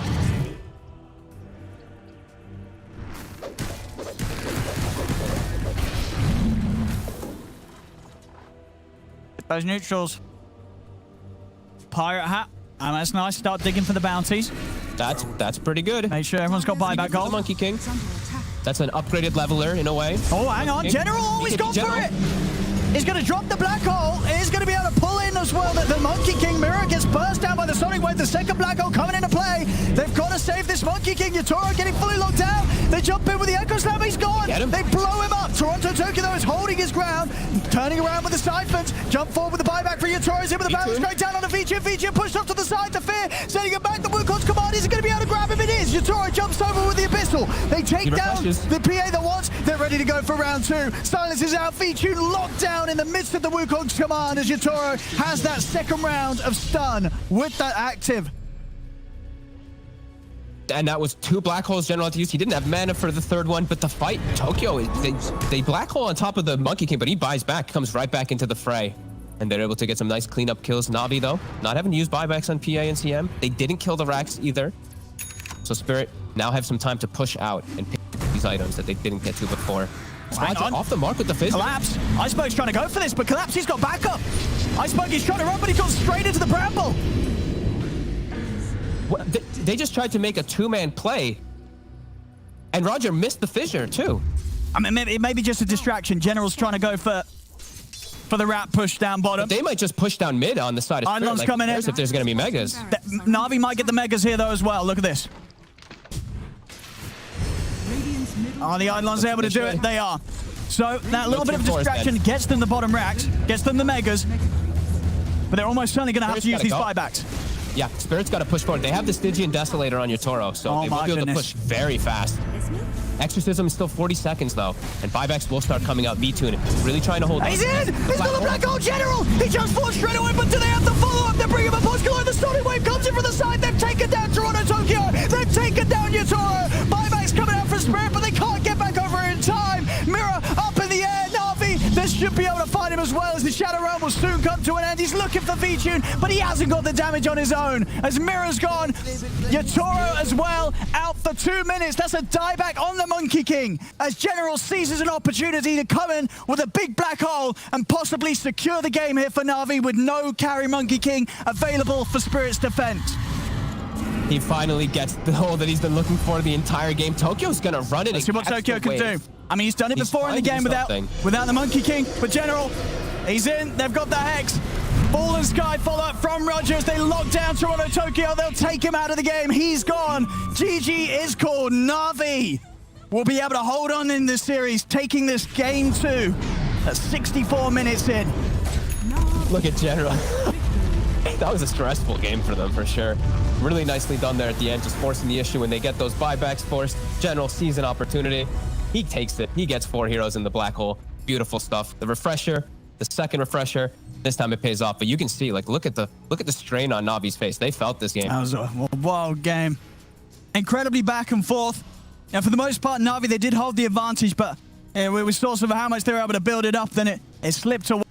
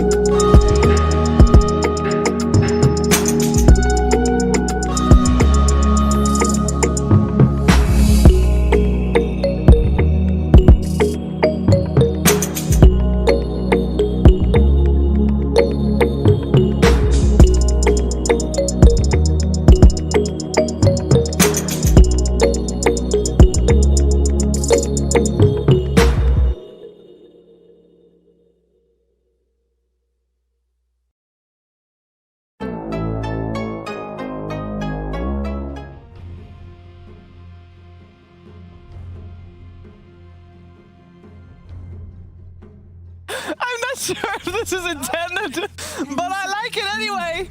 In case you can't see through the fog here a little bit, we got Navi and Spirit. Oh, they faded it. Oh. I don't know what's happening, Shiva. I'm This not is ready for very this. trippy for the people at home. They're like, what is 16-minute happening? Oh, God. No, we got some good Dota coming your way. We got the game 3, and just for you know, if you just tuned in halfway through that second game, very important series for TSpirit. If they win, they're still in contention of having a chance to go to the major. If they lose, there's a chance that they're fighting for tiebreakers later on, for tiebreakers of the elimination. So everything's still possible for TSpirit. Navi already guaranteed major, and to be honest, they're going to play the deciding series versus Virtus.pro coming Friday. It finally happened. They did it. banned the beast. Enigma and Beastmaster. Oh my What does Navi do now? What do you do? What do they do? What does It's General play? General Purge! Purge! Help us! What other hero can buy Necro? What can they do? Purge, we need your Any help hero right can now. Buy Necrobook. Anybody. Anyone can buy Necrobook? Maybe that's how Kinda. Sand King can be viable. I will tell you that this DPC so far, General has also played Mars and Void Spirit once each. Yes. But that was Really? it. I was waiting for you to say the once each. Yeah. It's like, Wait, so that's it? It's just Beastmaster Enigma. The rest is just Beastmaster Enigma. congratulations. All right. You got Only to the that. major playing too. That's actually such a, like, that's impressive. No memes there at all. And then, of course, Navi. I will say there have been a lot of runs that have succeeded primarily on the back of offlaners riding 1 or 2 heroes. I think Moo at TI6 is probably the most pertinent. Pretty much, I think he played 16 games of Timbersaw, and he was 15-1 on Timbersaw. But that one, I don't know. Well, he lost the wings, and I will say, because I've heard him say this to me many times, that lane would have gone better. But one, some miscues from his own supports. He also got double bashed by Shadow, like 2 in a row with this Oracle Void lane. If he doesn't die there, it's a different story. But point is, offlaners I think can have the smallest hero pool and still survive. So the puck pickup comes out from TSpirit. Now we had puck banned out the whole series so They far. banned DP instead. It is a Toronto Tokyo hero. I don't think they've played it position 5 yet. And they won't. No way. No? No, it's not Maposhka's style. He is very much the Tywin Lannister as a 5-position support. He is not like Puppy. Traditional? Huh? Is that what you mean? You No. use like traditional? Oh yeah, like he's on his little horse or floating in the back of the fight, you know? Just not really looking to engage, just ordering things from behind the action. People like Puppy and Kuro, they'll play clock, they'll play brew. Look it up close and personal, but it's just not really his style.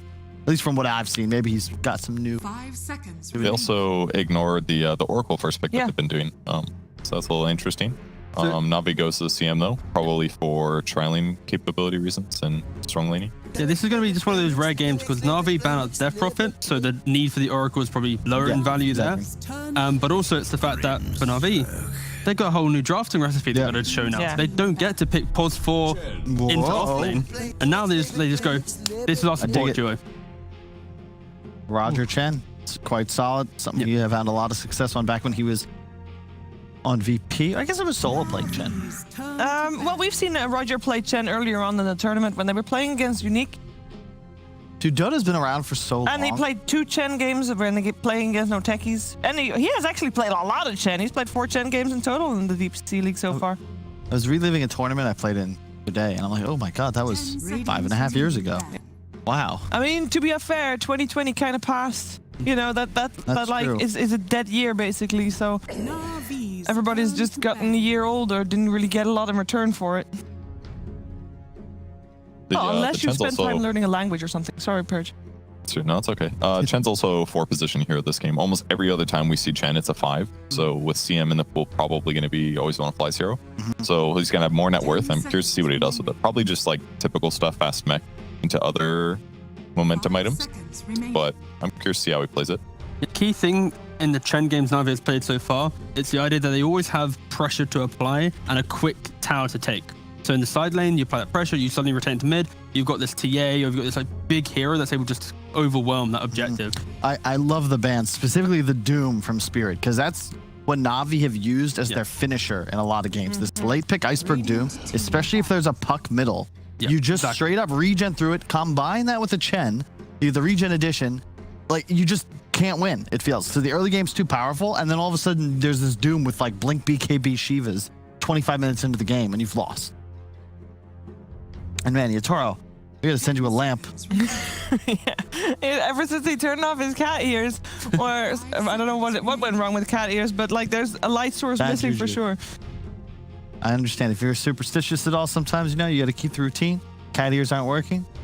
Switch I headset. do like the shirt. He had some astronaut shirts, very in the theme of the old Perseverance landing yeah. on Mars. Pretty wild, actually. I highly recommend if you haven't checked out the photos to just look at it. It's kind of interesting how it's like the higher definition makes it almost seem more commonplace. Yeah, I think you saw the same video as I did, where you see like the panning and like the reddish guard. That's fake. It was definitely posted on the next effing level or something like that on Reddit. It was a fake video. That wasn't real. That was not real. Somewhere in the things thread on is the like, internet hey, are that's fake. fake. There are still photos from. Yes, they're photos, but that video that you're. I'm talking about the photos. Okay, it's fair. I just saw one today. Like, here's a hole on Mars because the thing like dug a hole and like, look at that. Will we see other teams be Wow. picking Mars? Oh no, I think I probably saw what you saw too. It's possible. That's such, man. I love the internet and hate the internet for the same reason, but like, you know, it's perfect timing to fix. Teacup, relax. You I just love go Kyle to and a Kyle. random place in the desert, take a film, free karma. No idea. Sorry. It's just cash grab. Go on, mate. What are you going to say about the voice, Brit? I don't know. I thought you were gonna make a point. I was going to make a point. Yeah, so Navi, the last time they played with the Chen, it was with a voice spirit. And of course, guess what? What? Eva, you mentioned there's a hero that General had played. Yeah, it's one game so far. Void Spirit. Voice spirit, there Yes. we go. So yeah, just This Navi, might be number 2, but doesn't Iceberg also play Void Spirit? they can potentially flex it. And this but is he why they hasn't like to yet. open it. They maybe.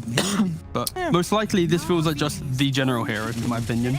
Okay, the puck will. I like this a lot more than when they picked it in the previous game. Also, again, man, I don't want to flame too much, but Mira had a couple of questionable deaths. Just sort of walked out and died without buyback twice as that Willow. Gotta be a little more cautious with your. No, that's Iceberg. That's hero. Iceberg. Hell yeah. That is sweet. It's a tough matchup for the puck. Really nice against the support duo, and their mid game is now nuts. Question: big difference from what we see in Europe. In Europe, there's a lot of emphasis in keeping the draft open. Nobody knows who goes where.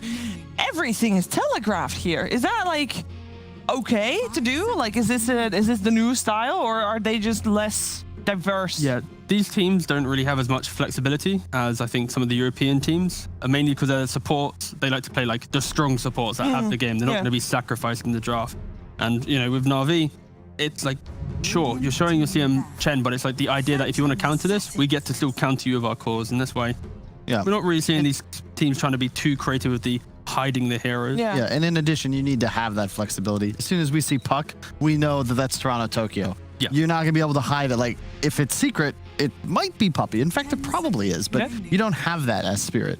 Yeah, They I also think- protected themselves with the Ursa ban as well, and they're leaving their carry matchup for the last one, so they're still semi-protected. I like the fact, though, that Navi has identified how Spirit likes to play right now. Going into game 2 and 3, these drafts are very skirmish-driven, and that's why the likes of the Chen with the Hill, the Void Spirit, the Elusiveness, the Kunkka with the Bow, these are all heroes that can deal with early fights and then maybe turn it around with like a big I just really hope it's the third game in a row Team Spirit will last pick Collapse's hero.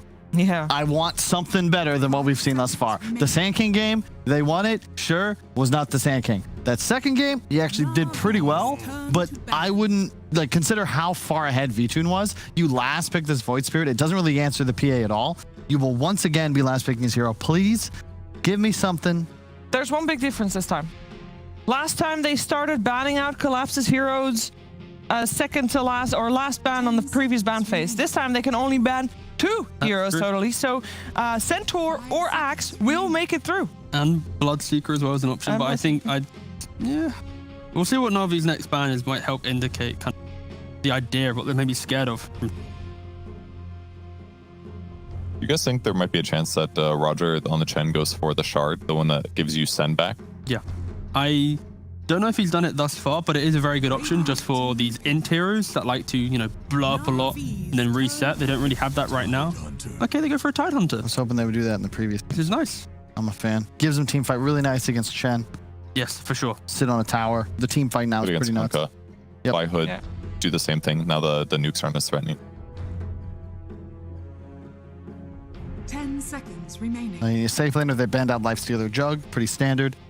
Maybe Slark's a possibility, but it's not really Navi's MO. Maybe a Morphling. Nope, that's banned too. Ursa's banned as well. And it's a pretty nice Tide game. Not really seeing what what's left. You don't want an illusion hero. But it really feels like it's kind of got to be either PL or Slark, but I would not want to play PL. The Bloodseeker. Choose your hero. Very aggressive. This is super all in on like win lanes, play around Chen. I like Rupture against PA at least. That part's pretty good because he's normally able to jump around the fight a lot, and that basically gives you an option to kill him even through his BKB. That part's okay. He'll be able to stabilize his lane. Against Tide, he's not that killable since his armor's pretty high, so that's okay. They need to be able to have the strong laning presence. Like Kunkka, he's going to have a free time mid. This this Chen plus Void Spirit will have a really nice time in that offlane as well. It's all about like how much tempo can they push in, because Bloodseeker carry into an eventual PA. Like PA is going to have such a fun time, 35 minutes plus. I think the way these games are played out, I like what Spirit's got, just because it almost feels guaranteed to go late. That's true. And then they have PA tie. Yeah. Like the Ags coil plus a Willow, like that's kind of nuts. What are you thinking, Purge? I think Navi has to split push the map relatively effectively since it is hard for them to find another Tide Hunter. So if they can like be a little bit tricky about where they dive and go for pressure, they'll have a decent chance. But I feel like the Tide is just perfect this game. So I think I like Spirit's lineup better. All right, thank you very much. And Kyle, you're on board with that. Yeah, I mean, I think Navi's been playing better, but it just feels so much harder for VTune in this game. He's got to once again put on that all-star perfect 10 performance, because ultimately Yatoro will outfarm him, and we'll get to a point in the game where he just... Now, we also were pretty critical on Yatoro, especially previous game. Is this an easier to execute draft for him? Yeah, I think he's cushioned by his team. Really just like all he has to do is throw a dagger, jump in, that's it, right? Like as long as he doesn't get ruptured and just run out the fight and kill himself, he should be fine. And yeah, Navi, they struggled closing out the games, and where TeamSpirit, they really are playing on that. You know, they might be weak early on, but they're going to play on the fact that Navi will struggle. All right, well, let's see this third and deciding game to this best of 3 series. We're going to head over to a commentary duo of OD Pixel and Fogged. Thank you very much, Steve. Yes, the deciding game now. Fog, what's sort of sticking out to you the most here from these drafts that we've got here for this third game? Lots of team fight. I'm actually really liking what TeamSpirit's got this time. Really nicely synergized draft. Everything works together. Collapse has lots of options to go for this game. He can go for Ags with PA, Ags Tide with Coil with PA, like this minus armor with the Coil, and they have the Fear with the Coil too with Willow. I love what they've drafted themselves. Navi also has something really strong, more of their kind of style with the Chen for Roger, but they need to play fast. I feel like Navi has to cause a lot of chaos in this game. If downtime starts happening too much, I feel like TeamSpirit just thrives off of that. We had such a high action-packed game last game. Yep. And we get to see some fun stuff. You know, it's actually TeamSpirit playing an aggressive lineup, where normally I feel like a lot of times I see them, they do have Oracle, honestly. Like Miposhka picks it if it's there, so a lot of times they are playing more of on a defensive aspect. This is Grimstroke and PA, you know, this Inkswell combo with Stroke of Fate, even pre-items, even pre-Battle Fury, PA can get kills, PA can get active. So this is fun, and I'm really looking forward to see how the mid matchup ends up going. Iceberg versus the Puck of Toronto, Tokyo. And I love their lane setups. Yeah, I'm just really liking what TeamSpirit's given themselves this time. No, I think, you know, because this mid matchup, Kunkka should fare pretty well, right? To the point where Iceberg could have the lead here. Yeah, he could. You have to poke a lot. That's what Puck needs to do, is you have to just apply that pressure and just keep him kind of low, because otherwise, you know, you're going to get hit by the cleaves. He actually dodged the cleave very nicely there in Tokyo, so he can play around it. He should still be able to get his farm. He's not at risk of dying ever. It's just Kunkka will probably just outfarm him slightly. I mean, looking across the map, is anyone sort of at risk here? Who's going to be feeling the biggest pressure in the lane? I don't think really many people. I guess the general could be some problems on the Void Spirit, depending on how Roger plays around it, but Chen usually is able to alleviate a lot of that pressure. I think it's actually fairly even. I think all the lanes are happy with how they've been set up. Like VTune, he's got a magic stick, so he'll be able to sustain versus Tide. Tide doesn't care too much about the harassment that comes up from CM and Bloodseeker, unless he gets left. That's what we're gonna have to watch, is when the movements come out to check those runes in particular. That's when they can punish these Tide laners that are left a bit alone, and then they can easily get punished. Bottom's the chaos side, though. I think the most chaotic one. Level 2 comes out on Grimstroke. PA can just commit in, but we have seen Navi. Roger gave the experience to General, so he'll have plays around it. Top. It's actually getting kind of low. He's actually turning. He's getting aggressive in on always want to fly, and with the Shadow Realm hit, they'll be the ones to get first blood. Very nice. Stick versus stick lane. Lots of fun on those side lanes. Spot him. Goodness, you're all right. Rather That's a low bit there. surprising. Yeah, it's surprising to see him get so low versus a Chen, who's just level 1. You know, General just did that all himself, just from the right clicks from Roger. See top. Trying to make a move onto Mirror. Bloodbright's got a hit, and he's gone. Taken out there. I think he did have the Shadow Realm burst before the silence came in, but not able to get it off. That was a little weird. I thought he'd actually be able to survive there. Level 2, as soon as CM hits 2, there's always that power spike. You got everyone brings triple mangoes, so you just have like 2 or 3 nukes that it can catch these support heroes off guard. It's not the biggest deal when you end up dying as these 4 positions, as long as you make them use the mangoes and mana. As V-Tune, always want to fly is actually pulling the lane right now while his carry's getting gone on. V-Tune, nice little step around. Solid jukes, and does have a full wand as well, full stick. So a little hard for Spirit to press too aggressively onto it. Oh, nice. Roger found the creep. So this is what I've seen Puppy do versus Inkswell a lot of the times versus Grimstroke. You get the Dispel. You get that Purge creep. It also allows you to get aggressive in the lane too if you catch the support on the side, but you just Dispel the Inkswell every time it gets thrown out.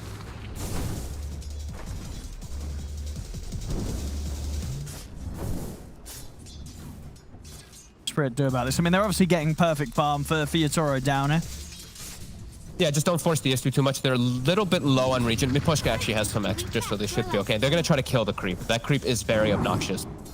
It's actually play your Grimstroke at its maximum as level 2 Inkswell's online. The creep is still just chilling there, and Mipushka knows he can't go for it onto Yatoro. That was good of you. Then on the top lane, Lasted. V-Tune not being pressured at all really by the two of them. Farming fine. Mid lane, we are seeing Iceberg have sort of a wave of an advantage against Toronto Tokyo's puck. So be able to pick up an Arcane Room. Able to get it in time. He doesn't actually commit the... I thought he just commit the orb for it, but opts not to. And now Arcane Rune on a Tidebringer hits is really nice for Iceberg. And Iceberg's gone for all damage in the lane. And that's probably what's pushing him over as well as that Tidebringer. I'm just looking. Tokyo has 2 nulls. Iceberg has 2 bracers and a Blades of it. So does have a significant advantage there. And Arcane Rune's going to have him push the wave in a little faster, and he can even steal a camp full. Stuff coming up. Quick level 6 this game. A lot of kill potential. I mean, if they sort of get a +1 and Tokyo's not too careful with his orb usage.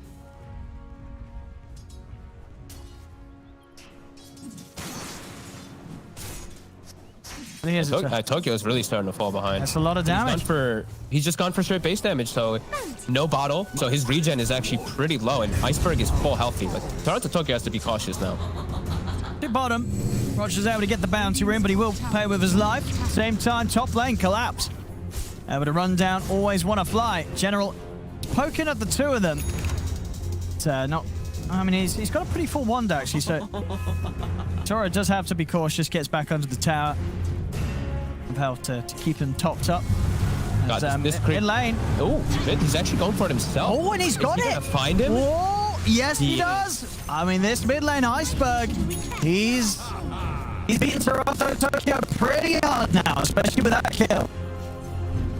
And you know what? This might be a statement from Iceberg. He's had a little bit of a rough one in the last 2 games. Now he's like, all right, I'm on my Kunkka. I'm on my strength melee hero. I'm feeling good. It's that nice setup there. Super annoying creep bottom that we've been seeing put to use from Roger, the Stater Mindstealer. Just burning the man on PA, but now they get an opportunity perhaps on General. They got enough damage though. General, he's able to take off the Embrace. Dodge his way out with the Dissimulate. Able to live. Very low on the HP though, so have to be very careful. Roger's coming back over. Nothing for you. Roger's just being annoying. He just keeps burning the mana, throws out some lightnings as well from the side with the Harpy. Yeah, Iceberg's going to be super farm this game. He found a stack as well that they had made earlier. He just takes that one away quickly with Sword. Phase boots are done. Dire's middle tower. Some really is good under stuff. And he's got some really nice side lanes to gank on Kunkka. One of the better heroes in the game to gank a Tidehunter. Remove that X. Overwhelming damage that does come out. So we could see them make a rotation on Iceberg at some point soon.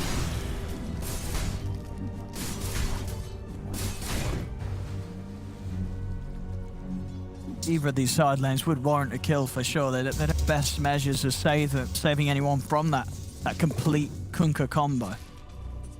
No, they'd have to get the counter gank. Like, Toronto Tokyo has to match the movements of Iceberg. And right now, he does have a ward, so he can keep tabs of what Iceberg is doing. Top. He's farming. Top. Tune. He's speedy. He's trying to run. And he's going to be able to make it out to the side. South as well. Here comes Iceberg. Getting him back into fighting shape. And Mirror and Collapse, they've got to be careful. Same time down bottom, General and Roger, they're trying to dive in onto Miposhka with the Simulate. Is he going to have it? He's trying to salve up Miposhka. He'll get the silence off, but he'll still lose his life, Roger. He'll be able to TP away before Yatora is able to finish him off. The General will be fine, and they'll jump in, but he's still got the Pulse and a Remnant to play with, so Yatora can't really chase any further. Yeah, Iceberg's really running away with this game, though. 4K net worth to the 2.7 of Toronto Tokyo. Tokyo does find himself a nice fairy trinket, so he will have that extra magic damage as the puck. They're gonna have to help him out, though. Especially if they want to try to set up on any kill or anything on Iceberg, it's tough. And Iceberg's gonna go for the carry build. He's gonna go for that armlet so he can scale with damage. I like this approach. Fantastic armlet game. I mean, it always pretty much is a good armlet game. Kunkka, one of the best armlet carriers. Yeah, especially with armor is always great as the coil off the mark. Oh, just a little too slow there, or maybe, you know, General just a little too fast. Quickly into the ground with that to simulate, and coil comes a moment after. And that's a long cooldown. Well, long-ish, 80 seconds. And they're going to be able to push mid because of it. No coil. Tidehunter is the only one who can look to go mid, and Ravage is still on cooldown from when he used it up top. So it's a nice pressure play coming out from Navi. So they're actually looking to rotate more. We see Tokyo perhaps and Miposhka look to swing over since they're the two D pushers. Stop this push. And they're just actually going to stack some camps in the meantime on Miposhka, as well as Tokyo. But they will get to that mid lane defend. And also stack. So nice. Nice maximizing. Iceberg, he's keeping bottom. He sees a PA getting some farm. There is a lane ward prepared, though, so we'll see Yotaro protected. And Iceberg has to just make a walk all the way back.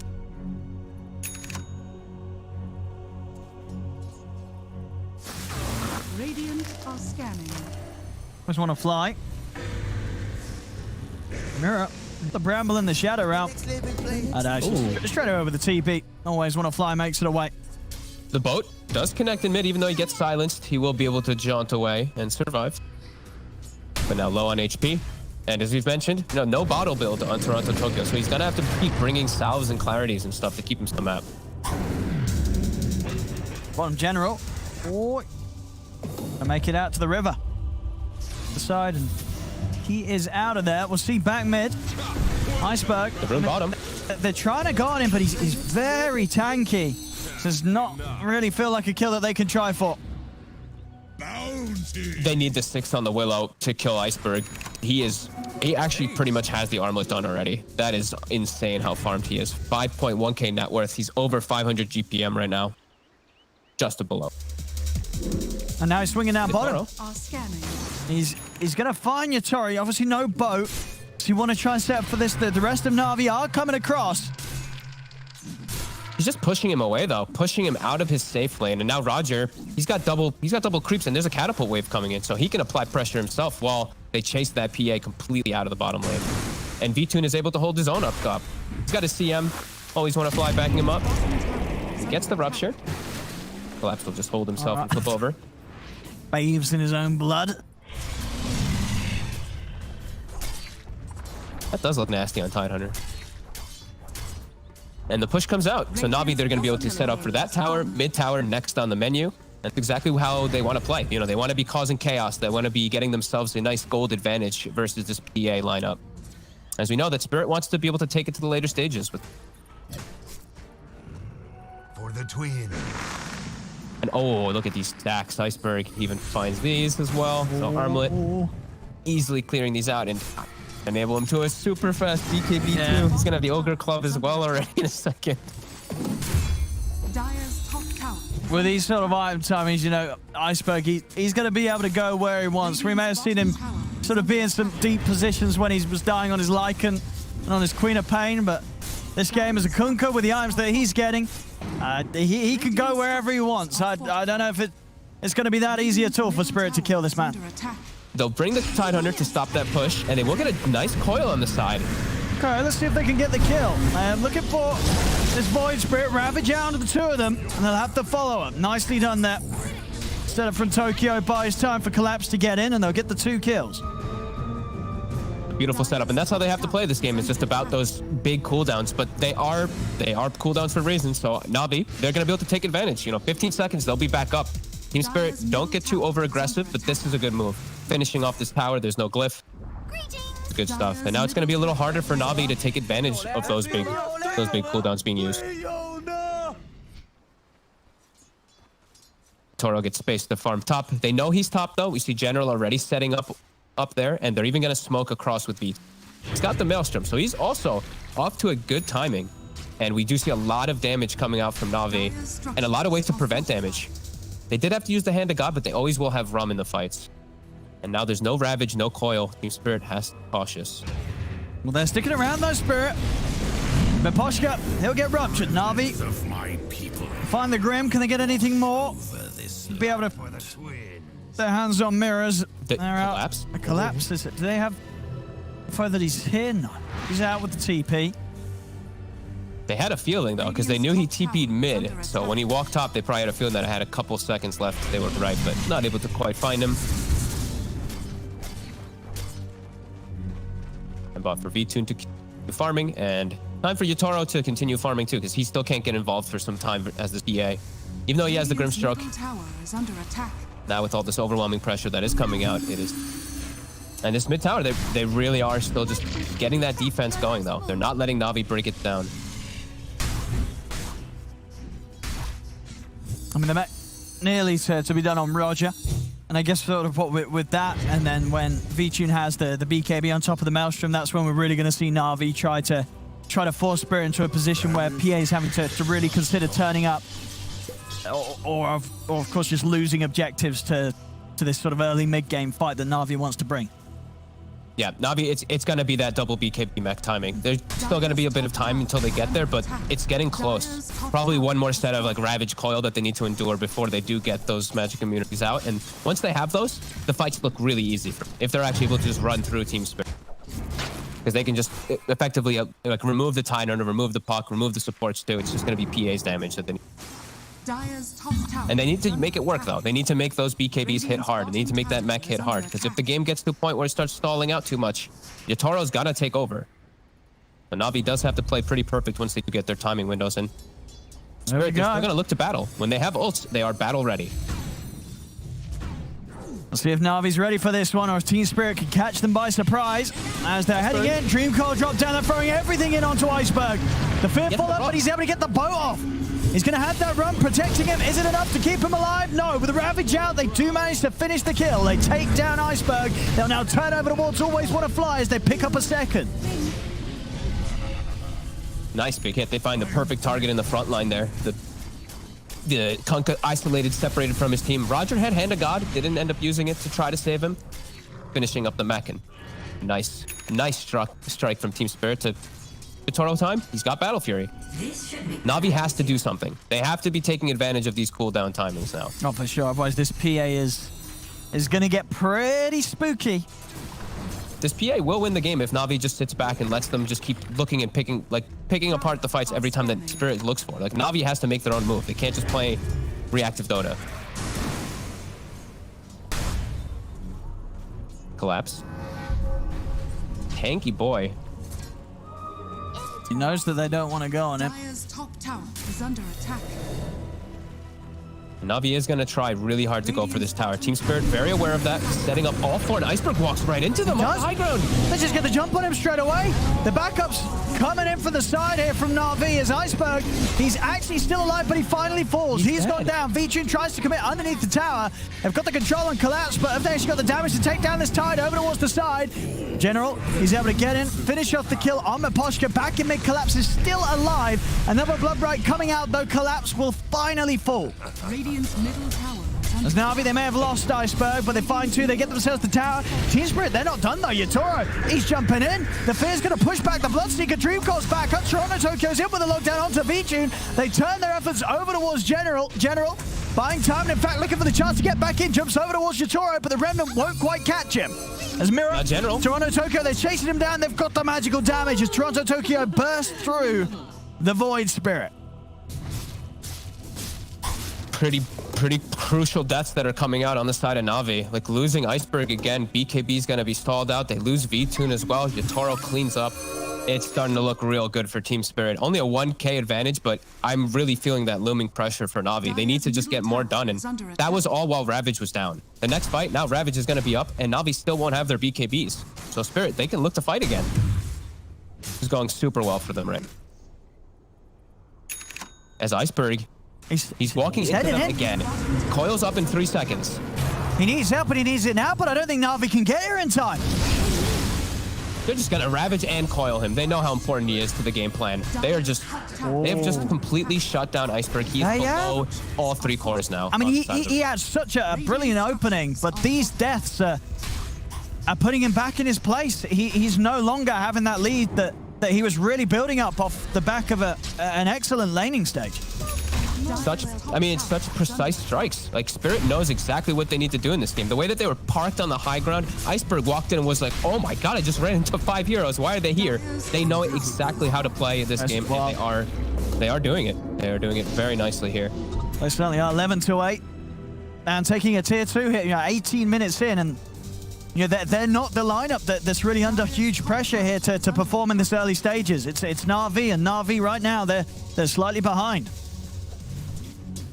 It's gonna start picking up quick too for Spirit. They're gonna start getting way stronger to be able to take those fights always. Navi has to they have to have a huge hit. They have to like win the game off of their BKB target. If they don't, I think this game is gonna really just completely go in Spirit's favor quickly. Then we'll get Mirror find a kill there.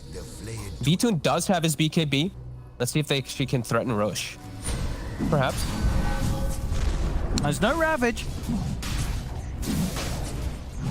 Coil is back up. And they'll know that it's going on. The courier taken out. They know that Navi's here in the pit. And Navi knows as well. Navi's been a little cautious how heavily they commit.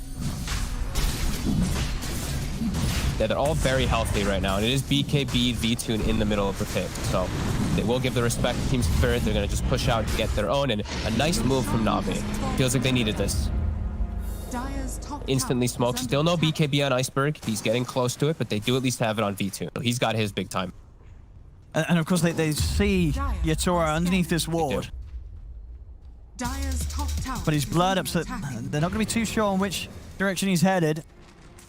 Mira pops the smoke on Roger. Up top, Iceberg. They found him again. Oh, the tip's starting to come out now. That's 4 times in a row that they found him after he had a perfect start in this game.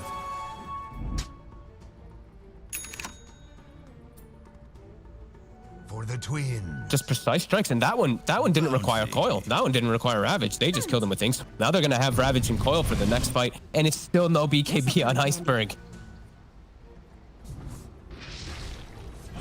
This is just really good stuff from TeamSpirit. And Navi, they still have Aegis. They're still in an okay spot, but they're under the gun. They're under the pressure to close the game out. There's a PA Tide. PA Tide in later stages is just the bread and butter. It's the dream. Iceberg has to, okay, just let him farm in a safe spot. Iceberg, go farm triangle. Needs to get the BK. Up top. I mean, yeah, very close to having that BKB. He's almost just 400 gold away. You can see it. Frustration definitely felt here by Iceberg. He's getting targeted. He knows he is too. He knows it's the tips might be getting to him. He's got BKB and 10 gold, so he will have it ready for the next fight, and they still do have Aegis. So Navi, so let's go. Let's force the issue. Let's see what you can get with your fight. You're gonna have to do it into Ravage, into Coil. You have to play around it nicely. You have to be careful, as it is collapsed. Also, I believe, is he gonna pick up the blink? He's deciding right now which one he wants. He is gonna get the blink, so they have to be quick on their fingers, because that Ravage could catch them off guard. Radiant's top tower Now that he does have blink, and they have good follow-up with the puck blink dagger too, and they have all the snap, as we've already mentioned in Steam. Terrorize with Coil, always a big threat, and Tokyo is close to Aghanims too. So, you know, we've talked about how important BKBs for Navi are. He's almost got the counter to them.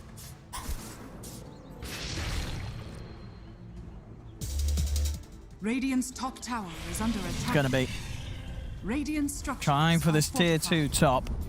Dire's bottom tower has fallen. So stressed out for Navi right now. This feels like the game is just so different. They have to do every single move like perfect and precise.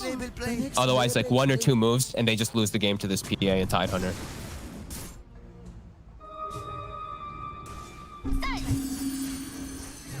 Spirit just getting that little bit more out of this now. Under attack. Yep, they're just avoiding that Aegis. They're finishing up the Ags on Tokyo, finishing up the next item on Yatoro too, and he's got that BKB done. So they're honestly ready to fight when they have Ags Coil, and he's got it. Straight back to base here, ready for the defense. This might catch Navi off guard.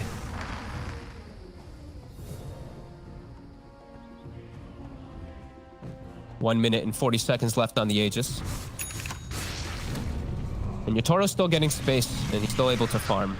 So I don't think they need to really like go look for the fight on Spirit. Wait till it comes to you, wait till you see the opportunity, because PA is still getting all this farm. I think they're feeling it too. I'm seeing them chat wheeling a lot. I'm seeing some smiles. I think they're feeling pretty good. Radiant's middle tower is under attack. Well, Navi, it's like their timing has been hit. It's just what can they do and what can they accomplish with this? Is now it's what SNY finished up on Bloodseeker, so he's got status resist versus all those big stuns. A minute left on the Aegis as well, V-Tune. Spirit really looks like they're looking for a precise strike as the Aegis is expiring to look for a jump, as they do have that high ground ward. RV with the smoke though. V. They might get the jump. His Spirit, no, they're going to see it straight away. They step to the side. The Yule set up into the Curse Crown onto V-Tune. X-Mark over to Mirror. They're dropping the Rupture as well onto the Willow. They want Mirror dead. They'll get it. At least we're not stuck in Coit. Thanks to you. Look how they just don't go in. They're going to smoke and re-go. They're waiting for Aegis timeout. 30 seconds. They see that they're split up. They see Iceberg for a second. They're going to try and make the move. Straight in they go again, immediately blowing the Ravage onto Iceberg. Hand of God comes out. Iceberg, he's able to get the PKB up, but Yatoro's in with the physical damage. Is he able to take Iceberg down? No, the armlet toggles. As Iceberg, he's going to be able to live. He's TP'ing out, and he's away. No, he's away. He's away. He's able to make it out. V-Tune now looking for the cleanup. He's looking for Collapse. Collapse trying to TP out. V-Tune got the damage. He has. V-Tune takes down the Tide. The Poshka, Yatoro, Mirror, and Toronto, Tokyo. They're looking for General. They've got the silence. General will go down. To nothingness. So this time, Iceberg able to survive, but still 3 heroes dying around him. Beautiful coil by Tokyo, catches the 3 on the back lines after it, and Yatoro does come in and get some nice cleanup kills, so it's still really good for Spirit. The fact that Navi can't force the issue with Aegis with their BKBs, that just says everything to me. Spirit feeling really good. They had to use Mirror's buyback, but well worth it. And now they might actually be able to set up on V-Tune as they have vision on him. V-Tune. Nah, he's very dead. They've caught him. Very dead. Oh, they're getting some big kills here. They're starting to feel confident too. Pushka about a Veil. That's like, he's a 5 position that's able to get Veil in this game, and it bamps up everything. It's so good on the Willow, so good for the puck. Really solid pickup. That's a huge 45 seconds where PA is able to get all this crazy farm. Bloodseeker, your 1 position Bloodseeker off the map for 40. And time for the Ravage, time for Ravage to come back online. All the big benefits for V-Tune has to just really pop off in these fights, but we're seeing it just takes a little too long for him to get these kills right now. Spirit too tanky on some of these. Especially they're getting the jump. Yeah. It makes it really hard when your Kunkka's having to just effectively do nothing inside the fights besides just run away. Because every single time they've got on top of Iceberg. Dire's middle tower is under attack.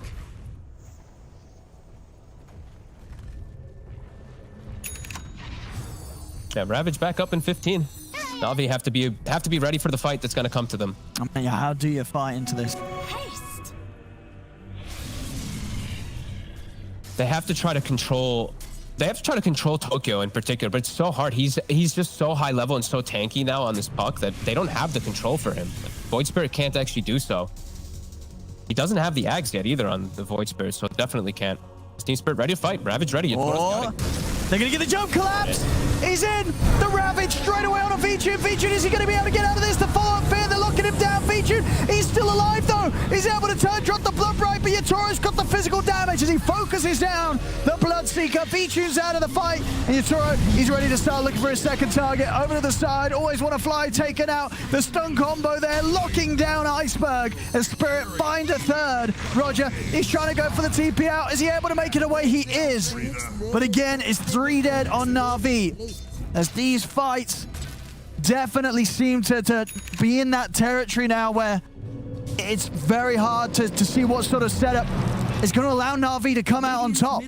As Spirit, they're just making these fights look very, very easy. Every single time, collapse, just getting the perfect Ravage jump onto a core. They have such overwhelming team fighting control, and they're always getting the jump. They're always getting the initiation. Navi don't have your natural, your natural blink initiators like blink, Ravage, blink, coil. It's a Void Spirit who has to jump in and start the fights in general. Doesn't have Ags. If he had Ags, it could be a little bit of a different story because he could cover and protect his teammates, but they're just fully on the defensive, fully on the reactive plays every. Honestly, Spirit looks. This is the best game by far that I've seen them play, with the way that they're setting up these kills and setting up the defenses and just reading the map and just understanding all their timings. It's really clean play. I love watching just methodical movements like this. Tokyo 5-11 after a rough. He's getting in. They're on to Roger. They're going to commit straight away onto the champ. Roger's gone over to the side. Dream Coil down. The follow-up fear is there. Is he going to snap it in time? No, the coil comes to an end, so Vichun will be able to get out. Tries to turn back over towards Toronto, Tokyo, but he's out with the orb. Spirit now holding the high ground here is Navi. They've got to be careful, especially with a hero down. They are not in any sort of shape to fight Spirit. Vichun with his S and Y and his Titan Sliver, the status resist actually ends up bailing him out there. The coil duration just also gets lessened from that status resist, so it does at least cover him versus. This will come in handy. Spirit, they will have Ravage up in 20, so same thing still is still being there. They're going to be able to look and pick for these fights whenever they do want and get those big jumps. Navi is never going to be able to set up for it either. They're just always under vision because of how this whole mid game has gone. It's always Spirit looking for the fight. And now they do at least have General with Ags. He has to be pretty crazy, pretty reckless with it. He has to get way into the backlines, get on top of the puck, get on top of the tide. Somehow to just try to silence and cover them while his Bloodseeker cleans up the rest. It's not going to be easy.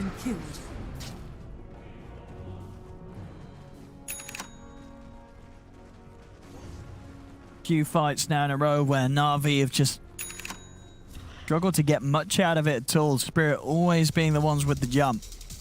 Yeah.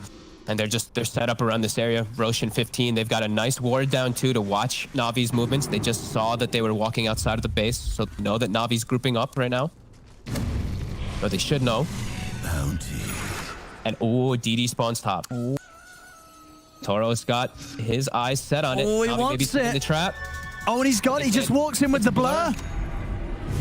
He picks it up. There's going to be a smoke up here from Spirit. They're good to go. There's the jump. Collapses in with the Ravage. He finds Vichun and he finds Iceberg. A beautiful jump there yet again from Spirit with Collapse leading the way. These Ravages every single time, it's just ended the fight as soon as it started really for Navi. They have no chance with Collapse getting these sort of jumps this consistently. They're so on point. Everyone, the combination between them together, Miposhka with the ink swell every time, the vision, the re-smoke and back up. This team is just so prepared for this game, and Navi feels like they don't know what hit them. We'll see it again here. Situations. Straight in, and you know what better two heroes to hit? The carry and the mid alone without any backup ready to save them. You know, there's Ooh, look at certain that. smiles there. You know, Spirit, they're going to know as a team right now how well that this is Okay. going for them. They're gonna try for him, but he's very tanky now at this point with all these items. And he will be just fine. Yeah, Lincoln's, Ags, Blink. And inside, they're just killing them in the base. They're killing them in the base. They always want a fly goes down. They'll buy back. Fortification as well. Spirit do start to back off, but they're now at a 14k lead. Radiant's bottom tower is under attack. They have just completely devastated Navi's whole plan. Like, Navi's plan was to be able to break stuff with BKBs. They precisely hit Iceberg so many times this game, stalling the BKB, getting them timings to get Ags coil online, and just it's really just been a perfect show of clean execution from ultimates. Navi going for a wraparound. Feels like this could be a last hurrah. Let's see what they can do. How long till the Ravage is back? Is it still 45-6? So a bit of a window. Doesn't feel easy even fighting into this anyway without Ravage at this point because of how big this PA now is. Yatoro is just going to start assassinating both supports in seconds. Yeah, just as well. He's more than happy to be the one that jumps in. As they've got the ink swell on him. Oh, General. Himself out of vision. Dire's top tower is under attack. Tough fights to take here for Navi. I mean, they've only got harder with each loss that they've suffered.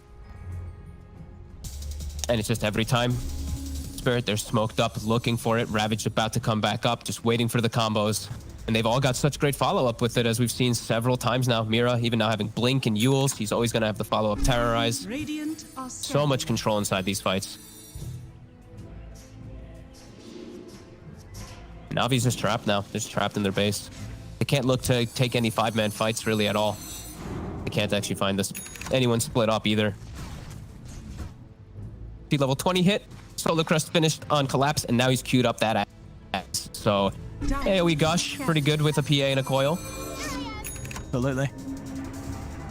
And even a BKB on Tokyo. Gee, so farmed on this puck. Oh. As poor always want to fly. He's out for a minute. That's off the back of a buyback. Distortion. Your anger is useless. Navi knows the position that they're in. They can't show much of anyone. Even Iceberg Xing and going outside the base for a second looks scary. It's a little spooky.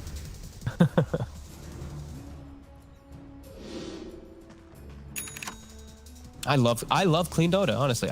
I'm so happy to see TeamSpirit playing this way. These last 30 minutes, I haven't seen such precise play in a while. It's always nice to see from your non-secrets playing like that. Well, here we have. X-Well set up, but Yatoro can't quite find the jump. There's no X-Mark him, Yatoro. He just moved straight in onto General. They're taking down the tier 3s. What can Navi do to stop this? Gonna set a bit with the Yules. It's all right. Stopping the Blink daggers with this Wild Wind, with the Tornado, it's actually stopping Collapse's Blink. So that's pretty annoying. All right, able to make it away, though. Keep that Aegis safe for another push.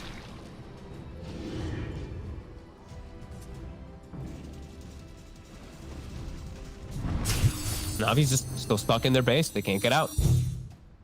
You just look at the hand holding the TeamSpirit's doing. Everyone's moving across the map together. No one being left alone. No one split pushing a side lane or hitting a neutral camp. Everyone's swinging, playing around the PA, playing around the tide. Or his bounty runes now. Tokyo, he's got a haste. He can play up top. He's super safe. He's got BKB Lincoln's Puck at this point, so no way that he can go down. He can go swing out, deal with those side lanes.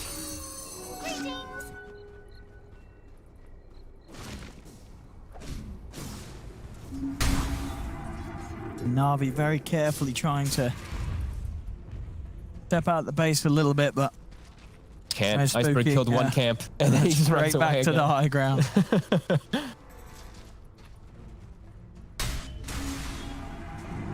Always want to fly. Tries inching out. He will get them at least a ward down. Him and Roger.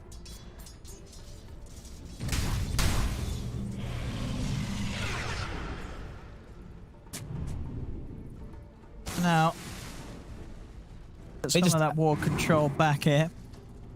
They just don't have damage in the fights either. This feels like they're just going to get slaughtered as soon as the fight kicks off. Spirit's still being patient.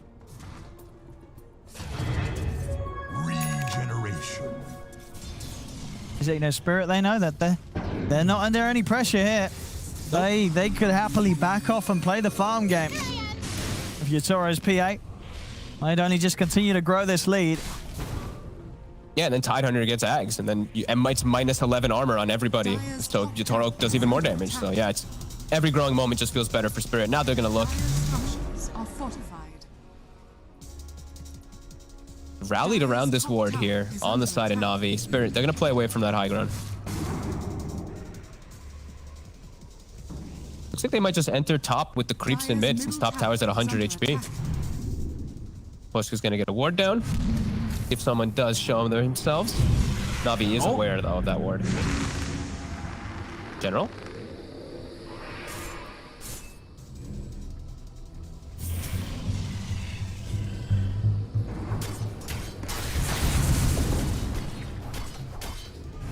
The most cautious farming I've ever seen, right? X the Bloodseeker so you can farm a creep wave.